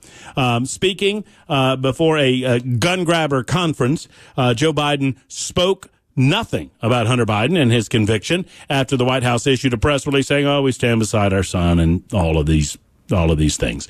Look, so I distinguish, was Hunter Biden guilty of the criminal charges against him? Yes. Should it be against the law? Well, that's a larger question. And I'm a believer in the Second Amendment, and I think that we have sadly allowed so many different regulatory controls, state and federal regulatory controls, that extend beyond their constitutional boundaries. That is my take. And I am interested in yours. So we're discussing that today. We also talked a little about the hostages rescued over the weekend. I gave you my take on that. Very quickly, I want to do this because I think it's important. And we'll get back to your telephone calls and the conversation on the phone line, 615-737-9986 in just a moment. So you have been, if you've been listening to The Drive with Brian Wilson, you have no question over the last several weeks listened to some of his fabulous reporting regarding some new information, new details, and found information, gathered and sourced information that Brian has gathered over, I don't know what the period of time is, but he has his sources and he has gotten information from reputable sources, and he is relating that to us as best he can, as much as he can, without violating any laws or doing anything untoward with regard to information that we don't need to know that might put the public in danger, or whatever investigation, quote unquote, that happens to be going on in danger as well. So Brian's been doing a great job at delivering that information. Similarly, Michael Patrick Leahy, who is the editor-in-chief and really the owner of the Tennessee Star. If you're not familiar with the Tennessee Star, it's a publication here in Nashville, Tennessee, and it serves the entire state. The Tennessee Star is one of the parties who has filed a lawsuit demanding that at least the 20 of the journals, a suicide note, and a memoir written by the shooter in the Covenant School shooting be released publicly. Well, Brian has received his information, and the Tennessee Star separately from Brian's investigation has received information as well with regard to some of the contents of these journals, some of the contents of what we have described broadly as the manifesto. The manifesto, as it has been described, doesn't really exist. In other words, there is not one big document. There are a lot of different journals, call them diaries, if you will. There's a lot of different things that were written over the years from the shooter, giving us a sense of state of mind. Now, I said this last week, and this is with every bit of respect in my body for Brian Wilson and Michael Patrick Leahy and what they're doing. I'm glad they're doing it because I couldn't do it.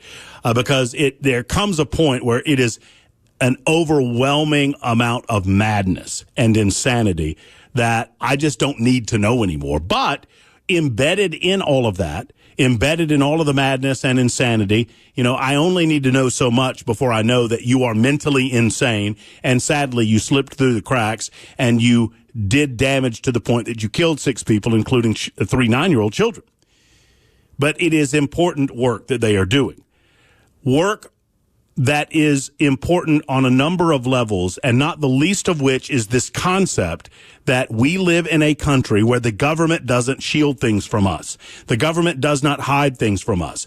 Unless there is a real and compelling reason for the government to withhold information, they are not to withhold information that should be available to the public with regard to these types of activities, this type of illegality. If something is being managed or controlled by a government, a municipality, then the people have a right to know unless and until the government demonstrates an overwhelming, compelling reason to withhold that information from the general public. And so in addition to providing very specific details about this individual case, Brian Wilson, Michael Patrick Leahy, and the Tennessee Star are also providing a very, very important public service to you and to me, to everyone in Tennessee, to everyone in the United States of America. And that is a guarantee that there will be people there that ensure that the public knows the information that we deserve to know in a free and open society, in a society that believes that the public is the master, not the servant. That the government is the servant, not the master. Y'all with me so far? So I am amazed, given the work that Brian Wilson, and I've not talked to Brian specifically about this, but, I mean, we've talked about some of the specifics of what he has uncovered, but he has told me as much as he has told you. So I've not talked to him about his feelings on this, nor have I talked to Michael Patrick Leahy about it, and they're both good men. But I am amazed that another media outlet would take the role, instead of taking the role as the fourth estate, right? The media is designed to be the overseer of the government. They kind of do that job because we individually don't have the ability to do it. So they make sure that they keep government honest, especially when it comes to providing information. And we have way overclassified information in this country. One of the big issues that I have with the Donald Trump case in Mar-a-Lago is that a lot of this stuff that is considered classified ought not to be classified to begin with. But when the government decides that they don't want you to know something, they just classify it. Well, that's top secret. That's top secret, Murphy. You can't know about any of that, derp, derp, derp. Well, why is it top? What is the real and compelling danger? Whose lives are at risk? Oh, we're worried about, and you hear this all the time, and I don't mean to make fun of it because I understand that sometimes this happens. Oh, sources and methods, Matt. We don't want to compromise. So, you know what? When I hear sources and methods, you know, that's the term they use. You guys familiar? They say, oh, well, we can't release this information to the general public because we might compromise our sources and our methods. That is code for we don't want to tell you you're not worthy of knowing this information. That's what I hear, unless otherwise demonstrated. So I find it amazing while Wilson, Leahy are doing the work to make sure that we, the public, you don't have to consume it. No one's forcing it. And frankly, they have been bent over backwards, in my estimation, attempting to be sensitive to the nature of the topic, the fact that people died, the fact that a community is still suffering and always will suffer as the result of the evil actions of this individual. And for those of us who want to better understand the evil nature of these acts, we are served by the Wilsons of the world. We are served by the Leahys of the world. And I am fascinated that a television outlet in town, WSMV, saw it upon themselves to take up the argument of the government, not of the Fourth Estate, not of journalists. They're taking up the argument of the government in that they're trying to, I don't know what they're trying to do. Let me give you the lowdown.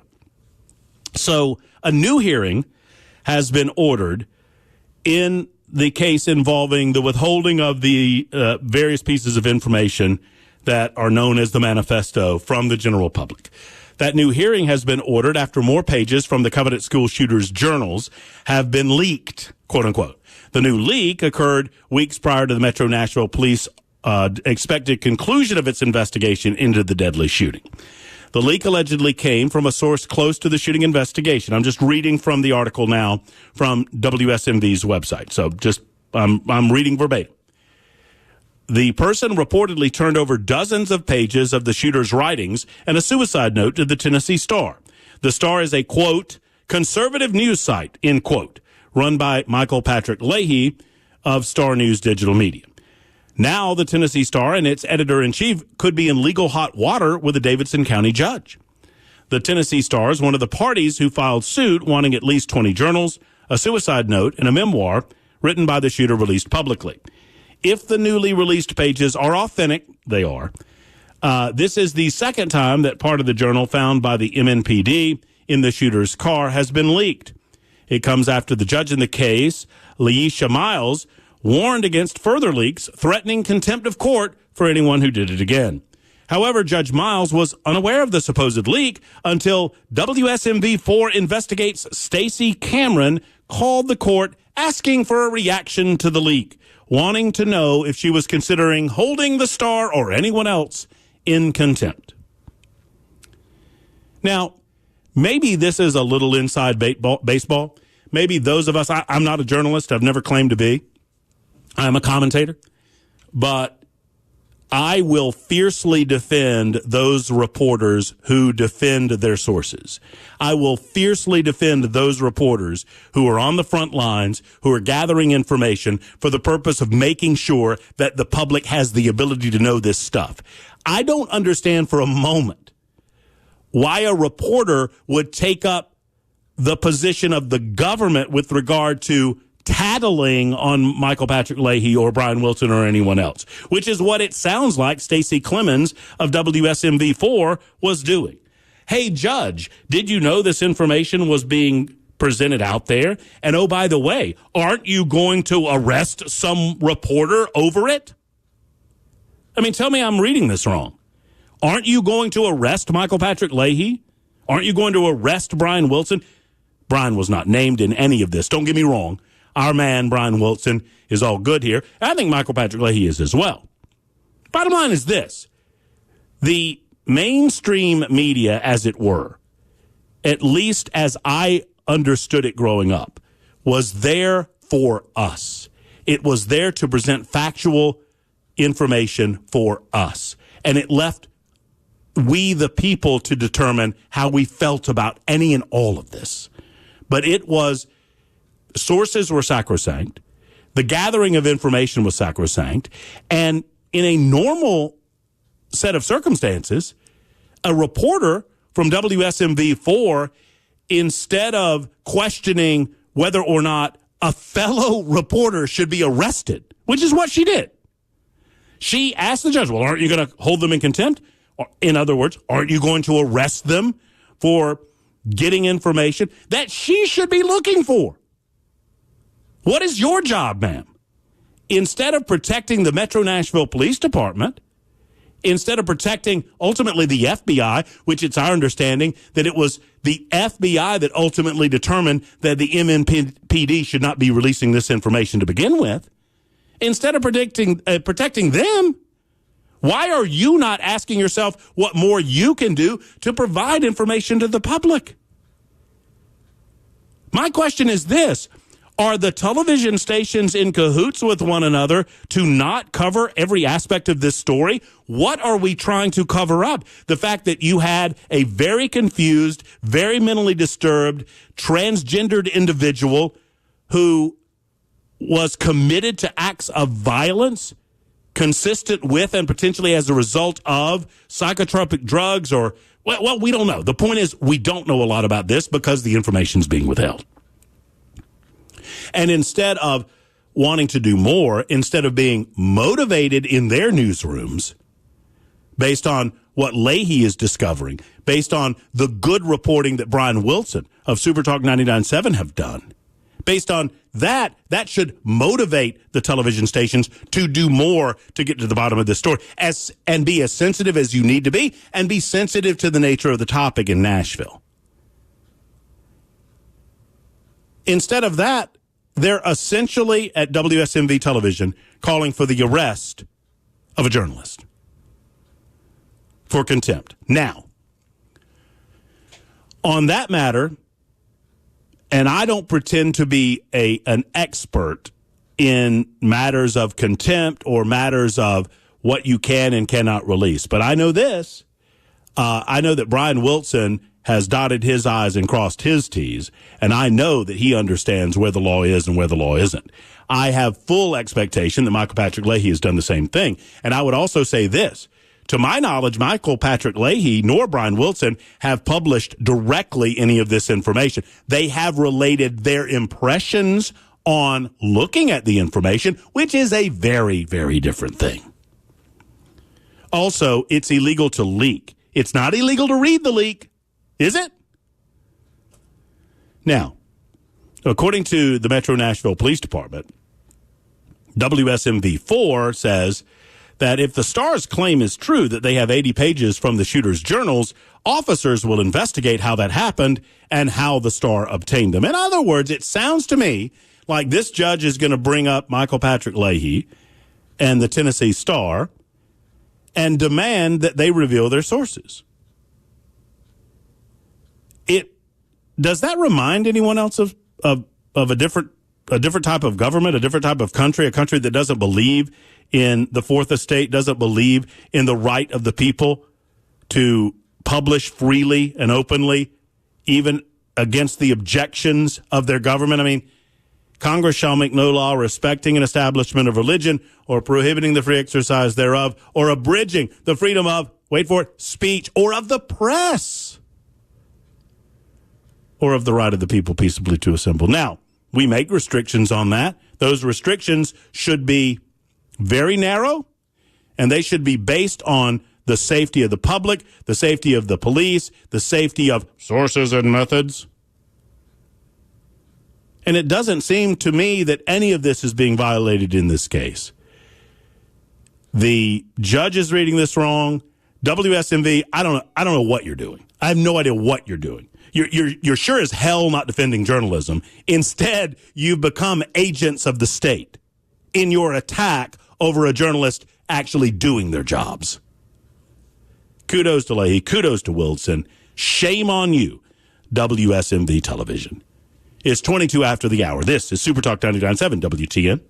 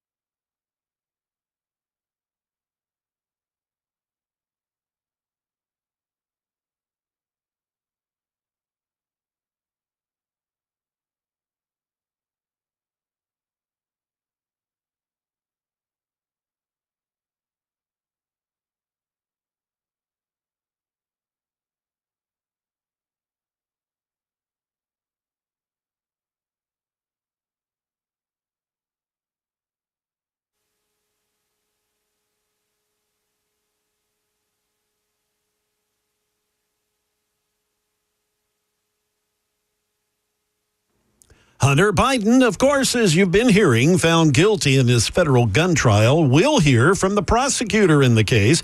And Hendersonville, Tennessee residents may soon be paying a little bit less for groceries. We'll have those stories at 2:30 on Super Talk 99.7 WTN. I almost nicknamed you J-Harp just then. You wouldn't be the first. J-Harp! Hey, Harper, when are you going to tell the real news and talk about this Joey Chestnut ban from the hot dog eating contest? Have you seen this story? No, man, but I know the dude has been winning other eating contests all over the country. Well, not just hot dogs. No, he's a crazy. And I watch competitive eating, folks, so that I watch competitive eating in the hopes that someone's stomach will explode. I'm not kidding. I'm not kidding. I do. Anyway, I just want to know. I just want everybody to know. I just brought you in, Jay, because I want everybody to know while Harper's focused on what he calls the quote-unquote real news, I'm delivering here with this Joey Chestnut story I'm about to tell you. So you listen up, Harper. You ready? All right, man. I'm ready, dude. Joey Chestnut has been banned from the 2024 Nathan's Hot Dog Eating Contest because he has partnered with a vegan wiener company. And I never thought I would get to say the three words vegan wiener company back to back to back, but I just did. The 16-time Nathan's Hot Dog Eating Champion is reportedly barred from competing in this year's event because he signed a deal with Impossible Foods, which Nathan's Hot Dogs considers to be a rival because it is a vegan wiener company. And Nathan's is standing by their principled point that they're not going to allow him to compete, saying we're devastated to learn that Joey Chestnut has chosen to represent a rival brand that sells plant-based hot dogs rather than competing in the 2024 Nathan's famous 4th of July hot dog eating contest. I bring all of this up just to let you know that every year I watch this gross out. It is disgusting. If you've never seen it, don't, because it's awful. But the only reason I watch is in the hopes, and I'm not even kidding, I watch because I hope someone's stomach will explode. I really do. I mean, only in as much as what they're doing is ridiculous. It's dumb. It dumbs down society. It's not like the pie eating contest from the 1960s that your grandma or your grandpa told you about. This is disgusting.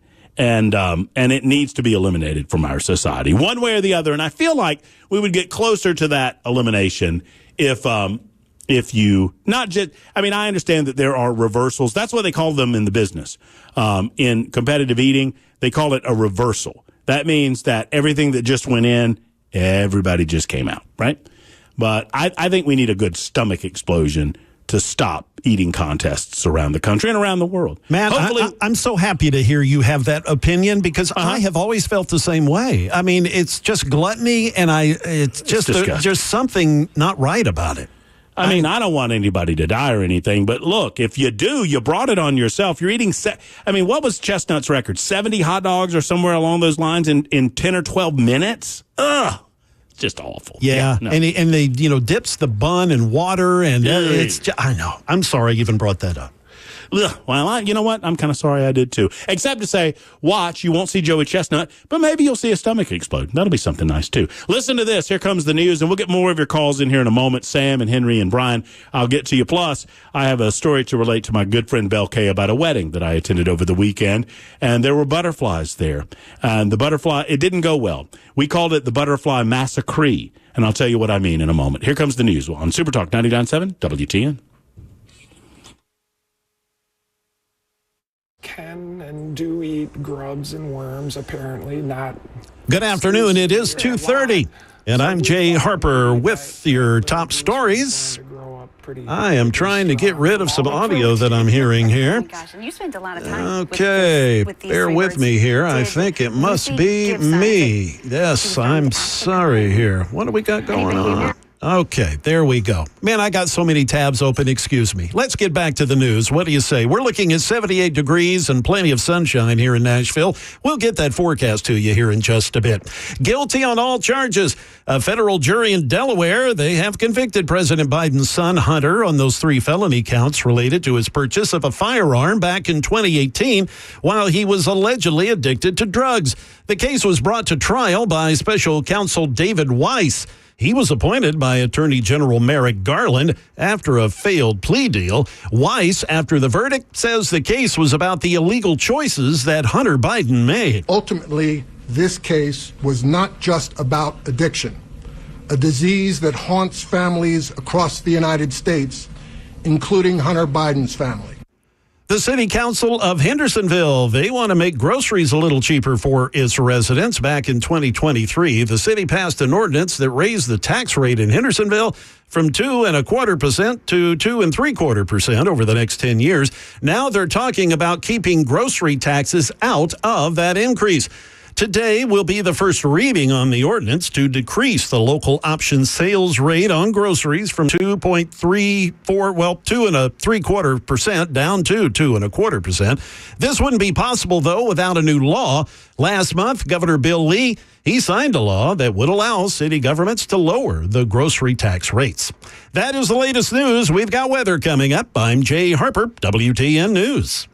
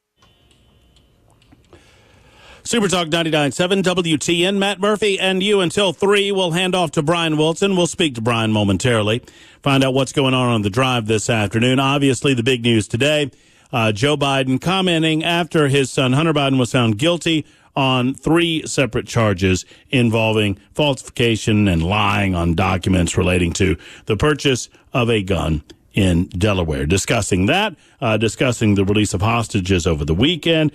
Just finished talking about the odd journalistic attack, journalism on journalism violence, where WSMV television in Nashville is somehow taking it upon themselves to demand of the judge to know what the judge is going to do about what they consider to be contempt charges or unlawful activity on the part of a fellow journalist. One would think that this would motivate WSMV television to act more like Brian Wilson, to act more like Michael Patrick Leahy. Unfortunately, instead, they seem to take on the role of the government here in attempting to suppress that publicly available information. 615-737-9986 if you'd like to get on board. Before I talk to Brian, I've got to tell Bel K my butterfly story and get his take on it. In the meantime, Henry, we'll get to Henry in a moment. And Sam is first up. God bless you both for holding as long as you have. Let's go to Sam on line 1 in Nashville, talking about carrying guns while impaired. Hello, Sam. Hey, Matt. This is Sam. So you made a mention of you being very nitpicky about things, and let me ask you a question. Can a police officer give you a ticket going 1 mile an hour over the speed limit? Yes. Yes. So if you take 1 sip of alcohol while carrying a firearm, you are impaired. So could a police officer arrest you for that offense? Yeah, sure. So, I mean, where people are having degrees of, well, I'm doing this, I'm not intoxicated. The law is the law. And I'm a Second Amendment purist, meaning that I don't think there should be any laws governing the Second Amendment. But there are laws. So if you're in violation of the law, get arrested, get prosecuted, get convicted, appeal the law, and see if we can get it overturned. Just like the overturning of the marijuana statute is in the process of being appealed. So, again, not defending Hunter Biden in any means. It's just the law is the law currently. Let's get those laws appealed. No. And I've tried to say, and Sam, I appreciate the thought. I mean, you and I are in agreement. I distinguish what legal remedy or recourse individuals in positions of authority have versus my attitude about it, right? So Hunter Biden was wrong. Hunter Biden lied. Hunter Biden was rightly convicted of the charges against him. I would say this, though. If his name were Joe Schmo, I think a lot of our Second Amendment friends would maybe think a little bit differently about it, just in terms of whether or not it's an appropriate use of resources. Now, I'm not saying that it should have been processed. I'm not saying anything. I'm just commenting on it. Now, I think that, the Lord says a sin is a sin is a sin, but here on earth, I don't look at a law as a law as a law. So it's against the law to kill someone. I think that's a pretty serious crime. I would never willingly kill anybody absent self-defense, self-preservation, or preservation of my family. That said, I drive a mile an hour over the speed limit, which is also against the law, all the time. I do it all the time. You know? And I again, doesn't make it legal, but I do it. Well, and I'm not arguing the point. And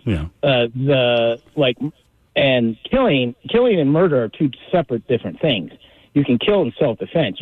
If you murder, that's unjustifiable homicide, and that is a offense against the state and an offense against God. So, again, I agree with you. As if you trying to take my life, I have the God-given right to defend myself. Well, no question. So my point is that I don't look at laws against murder and laws against violating the speed limit in the same way. I think that there are, I just don't look at them the same. Similarly, I can tell you that I respect the fact that it is, and I'm not arguing, I think we're on the same page. I recognize and respect the fact that it is currently against the law in the state of Tennessee to consume alcohol while carrying a gun. I can also tell you that I've done it, and I do it, and I will do it again. And I don't care what the law is. Well, and that's I'm willing to take that risk, just like I'm willing to take the risk of driving a few miles an hour over the speed limit.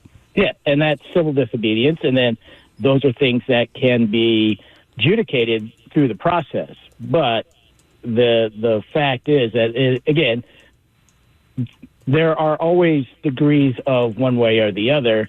And again, like you said, I think if it was Joe Schmo, people in the Second Amendment community would be going, no, you shouldn't be prosecuting them because it's a violation of our right. Well, let's get those rights overturned by those, because in our system, the only way we can get those laws overturned is through the legal process, through the appeals process, going up to the Supreme Court and getting that law unconstitutional. So there's a risk and there's a penalty to stand up for your rights, which again is wrong, but that's our system. I don't disagree with you. I think we're on the same page. I mean, once again, most of us, I mean, and now and thank you for the call. I want to move on, and now, the super text line is a wonderful invention. It's a wonderful thing, but it also, it's a little bit distracting in as much as anytime you bring anything up, there's going to be disagreement on the super. Somebody says, Ricky writes in, you're allowed 10 miles an hour over. That is a nice thing that the police do, to try to, they try to be you're not, quote, allowed. It's not something that, the law is the law. If you're breaking the speed limit, you can be charged with breaking the speed limit, whether it's 1 mile an hour over or 10 miles an hour over or whatever. Typically, police officers try to give a little grace to your own speedometer, a little grace to the individual, and plus they have better things to do. Largely, police officers, as long as you're minding your own business and not bothering anyone, they have better things to do than running around restaurants where they serve alcohol, wondering if you have a concealed carry permit or have a concealed carry gun on your person. And then there's this. 6707 says, I realize there's tension between Matt and the TFA. There is not any tension between me and the Tennessee Firearms Association from me. So let's be real clear. Whatever tension that exists between me and the Tennessee Firearms Association, that is a John Harris problem. It is not a Matt Murphy problem. It is not a Matt Murphy problem. So, John, if you're listening, that's on you, buddy. I've got no issue with you.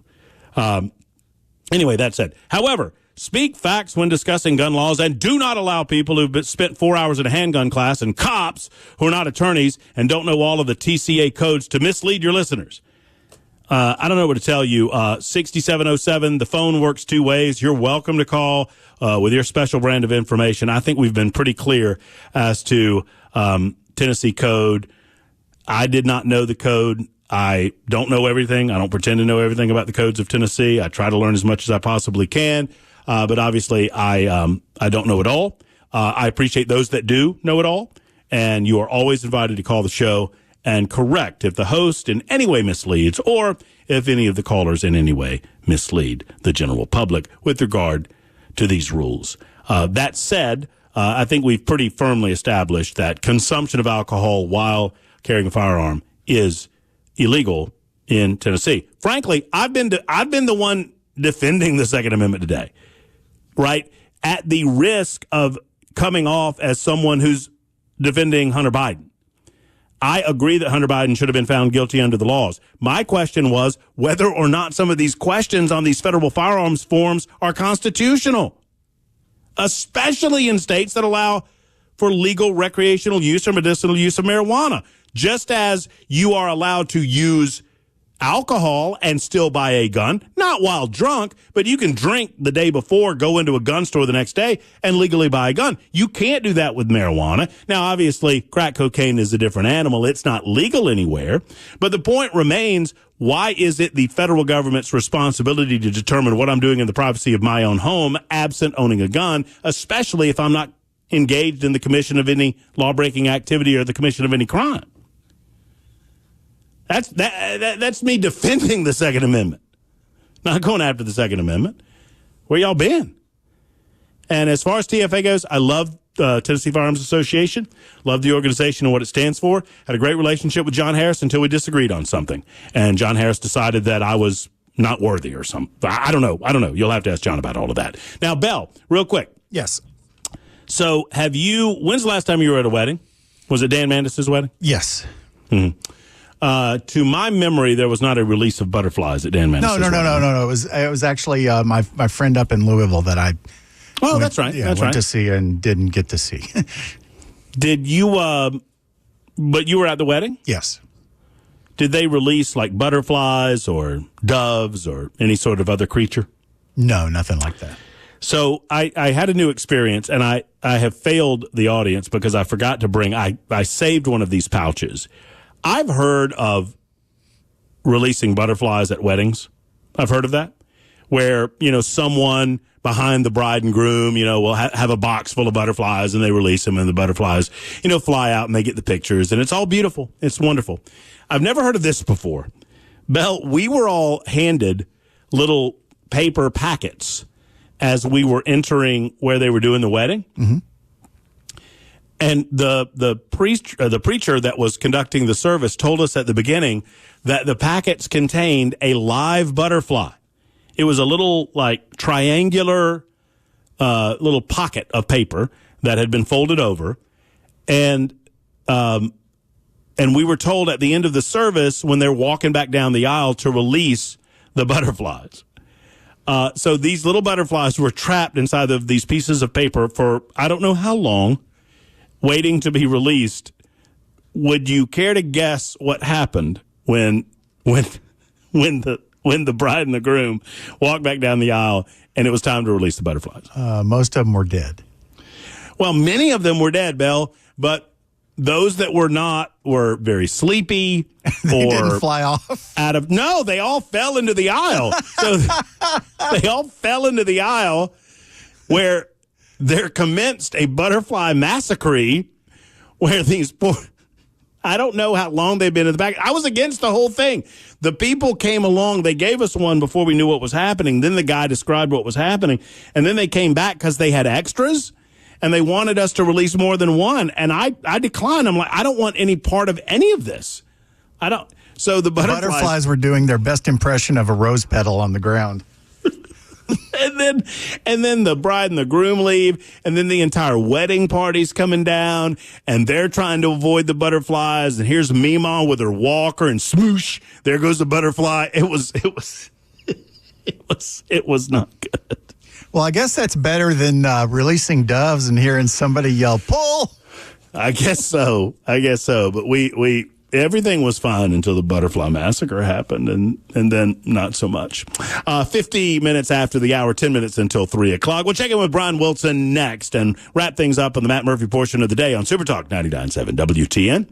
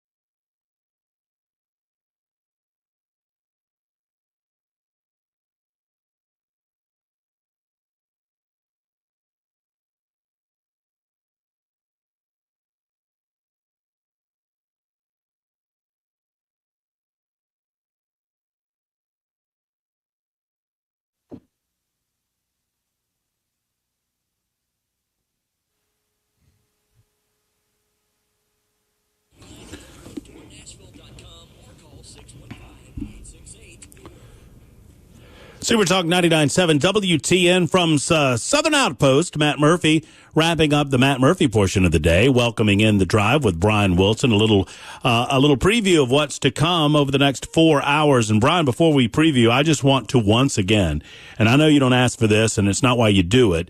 It's very important to you. It occurs to me to inform the public, make sure that we have the information that is needed to assess and evaluate situations. And I thank you for doing that. I thank Michael Patrick Leahy for doing that. And I am flabbergasted. I don't know if you're going to talk about this today or not, but I'm flabbergasted that other media outlets seem to be coming after journalists for doing their job. Yeah. Who made them the judge and jury about what is good journalistic practice? This, to me, I got to tell you, I've seen this before, and it's really rather small market stuff where, if we didn't break the story, then it couldn't possibly be a good story. Right. Right. We didn't break it, and judge, they're going to get in trouble with the judge. It's like they're tattling. It's like we're in school and they're tattling. What it comes right across like a kindergarten playground. Yes, I will have, as you might guess, I have a few things to say about that over the course of my show today. And I imagine you have a thing or two to say about old Hunter Biden and the guilty. Indeed, that's what I'll start with. Hunter Biden guilty on all counts. What does that mean? And there's a whole lot of fallout and other details that have emerged since that verdict came down earlier this morning, and I'll have that for you starting at 3:05 right after the news with Jay.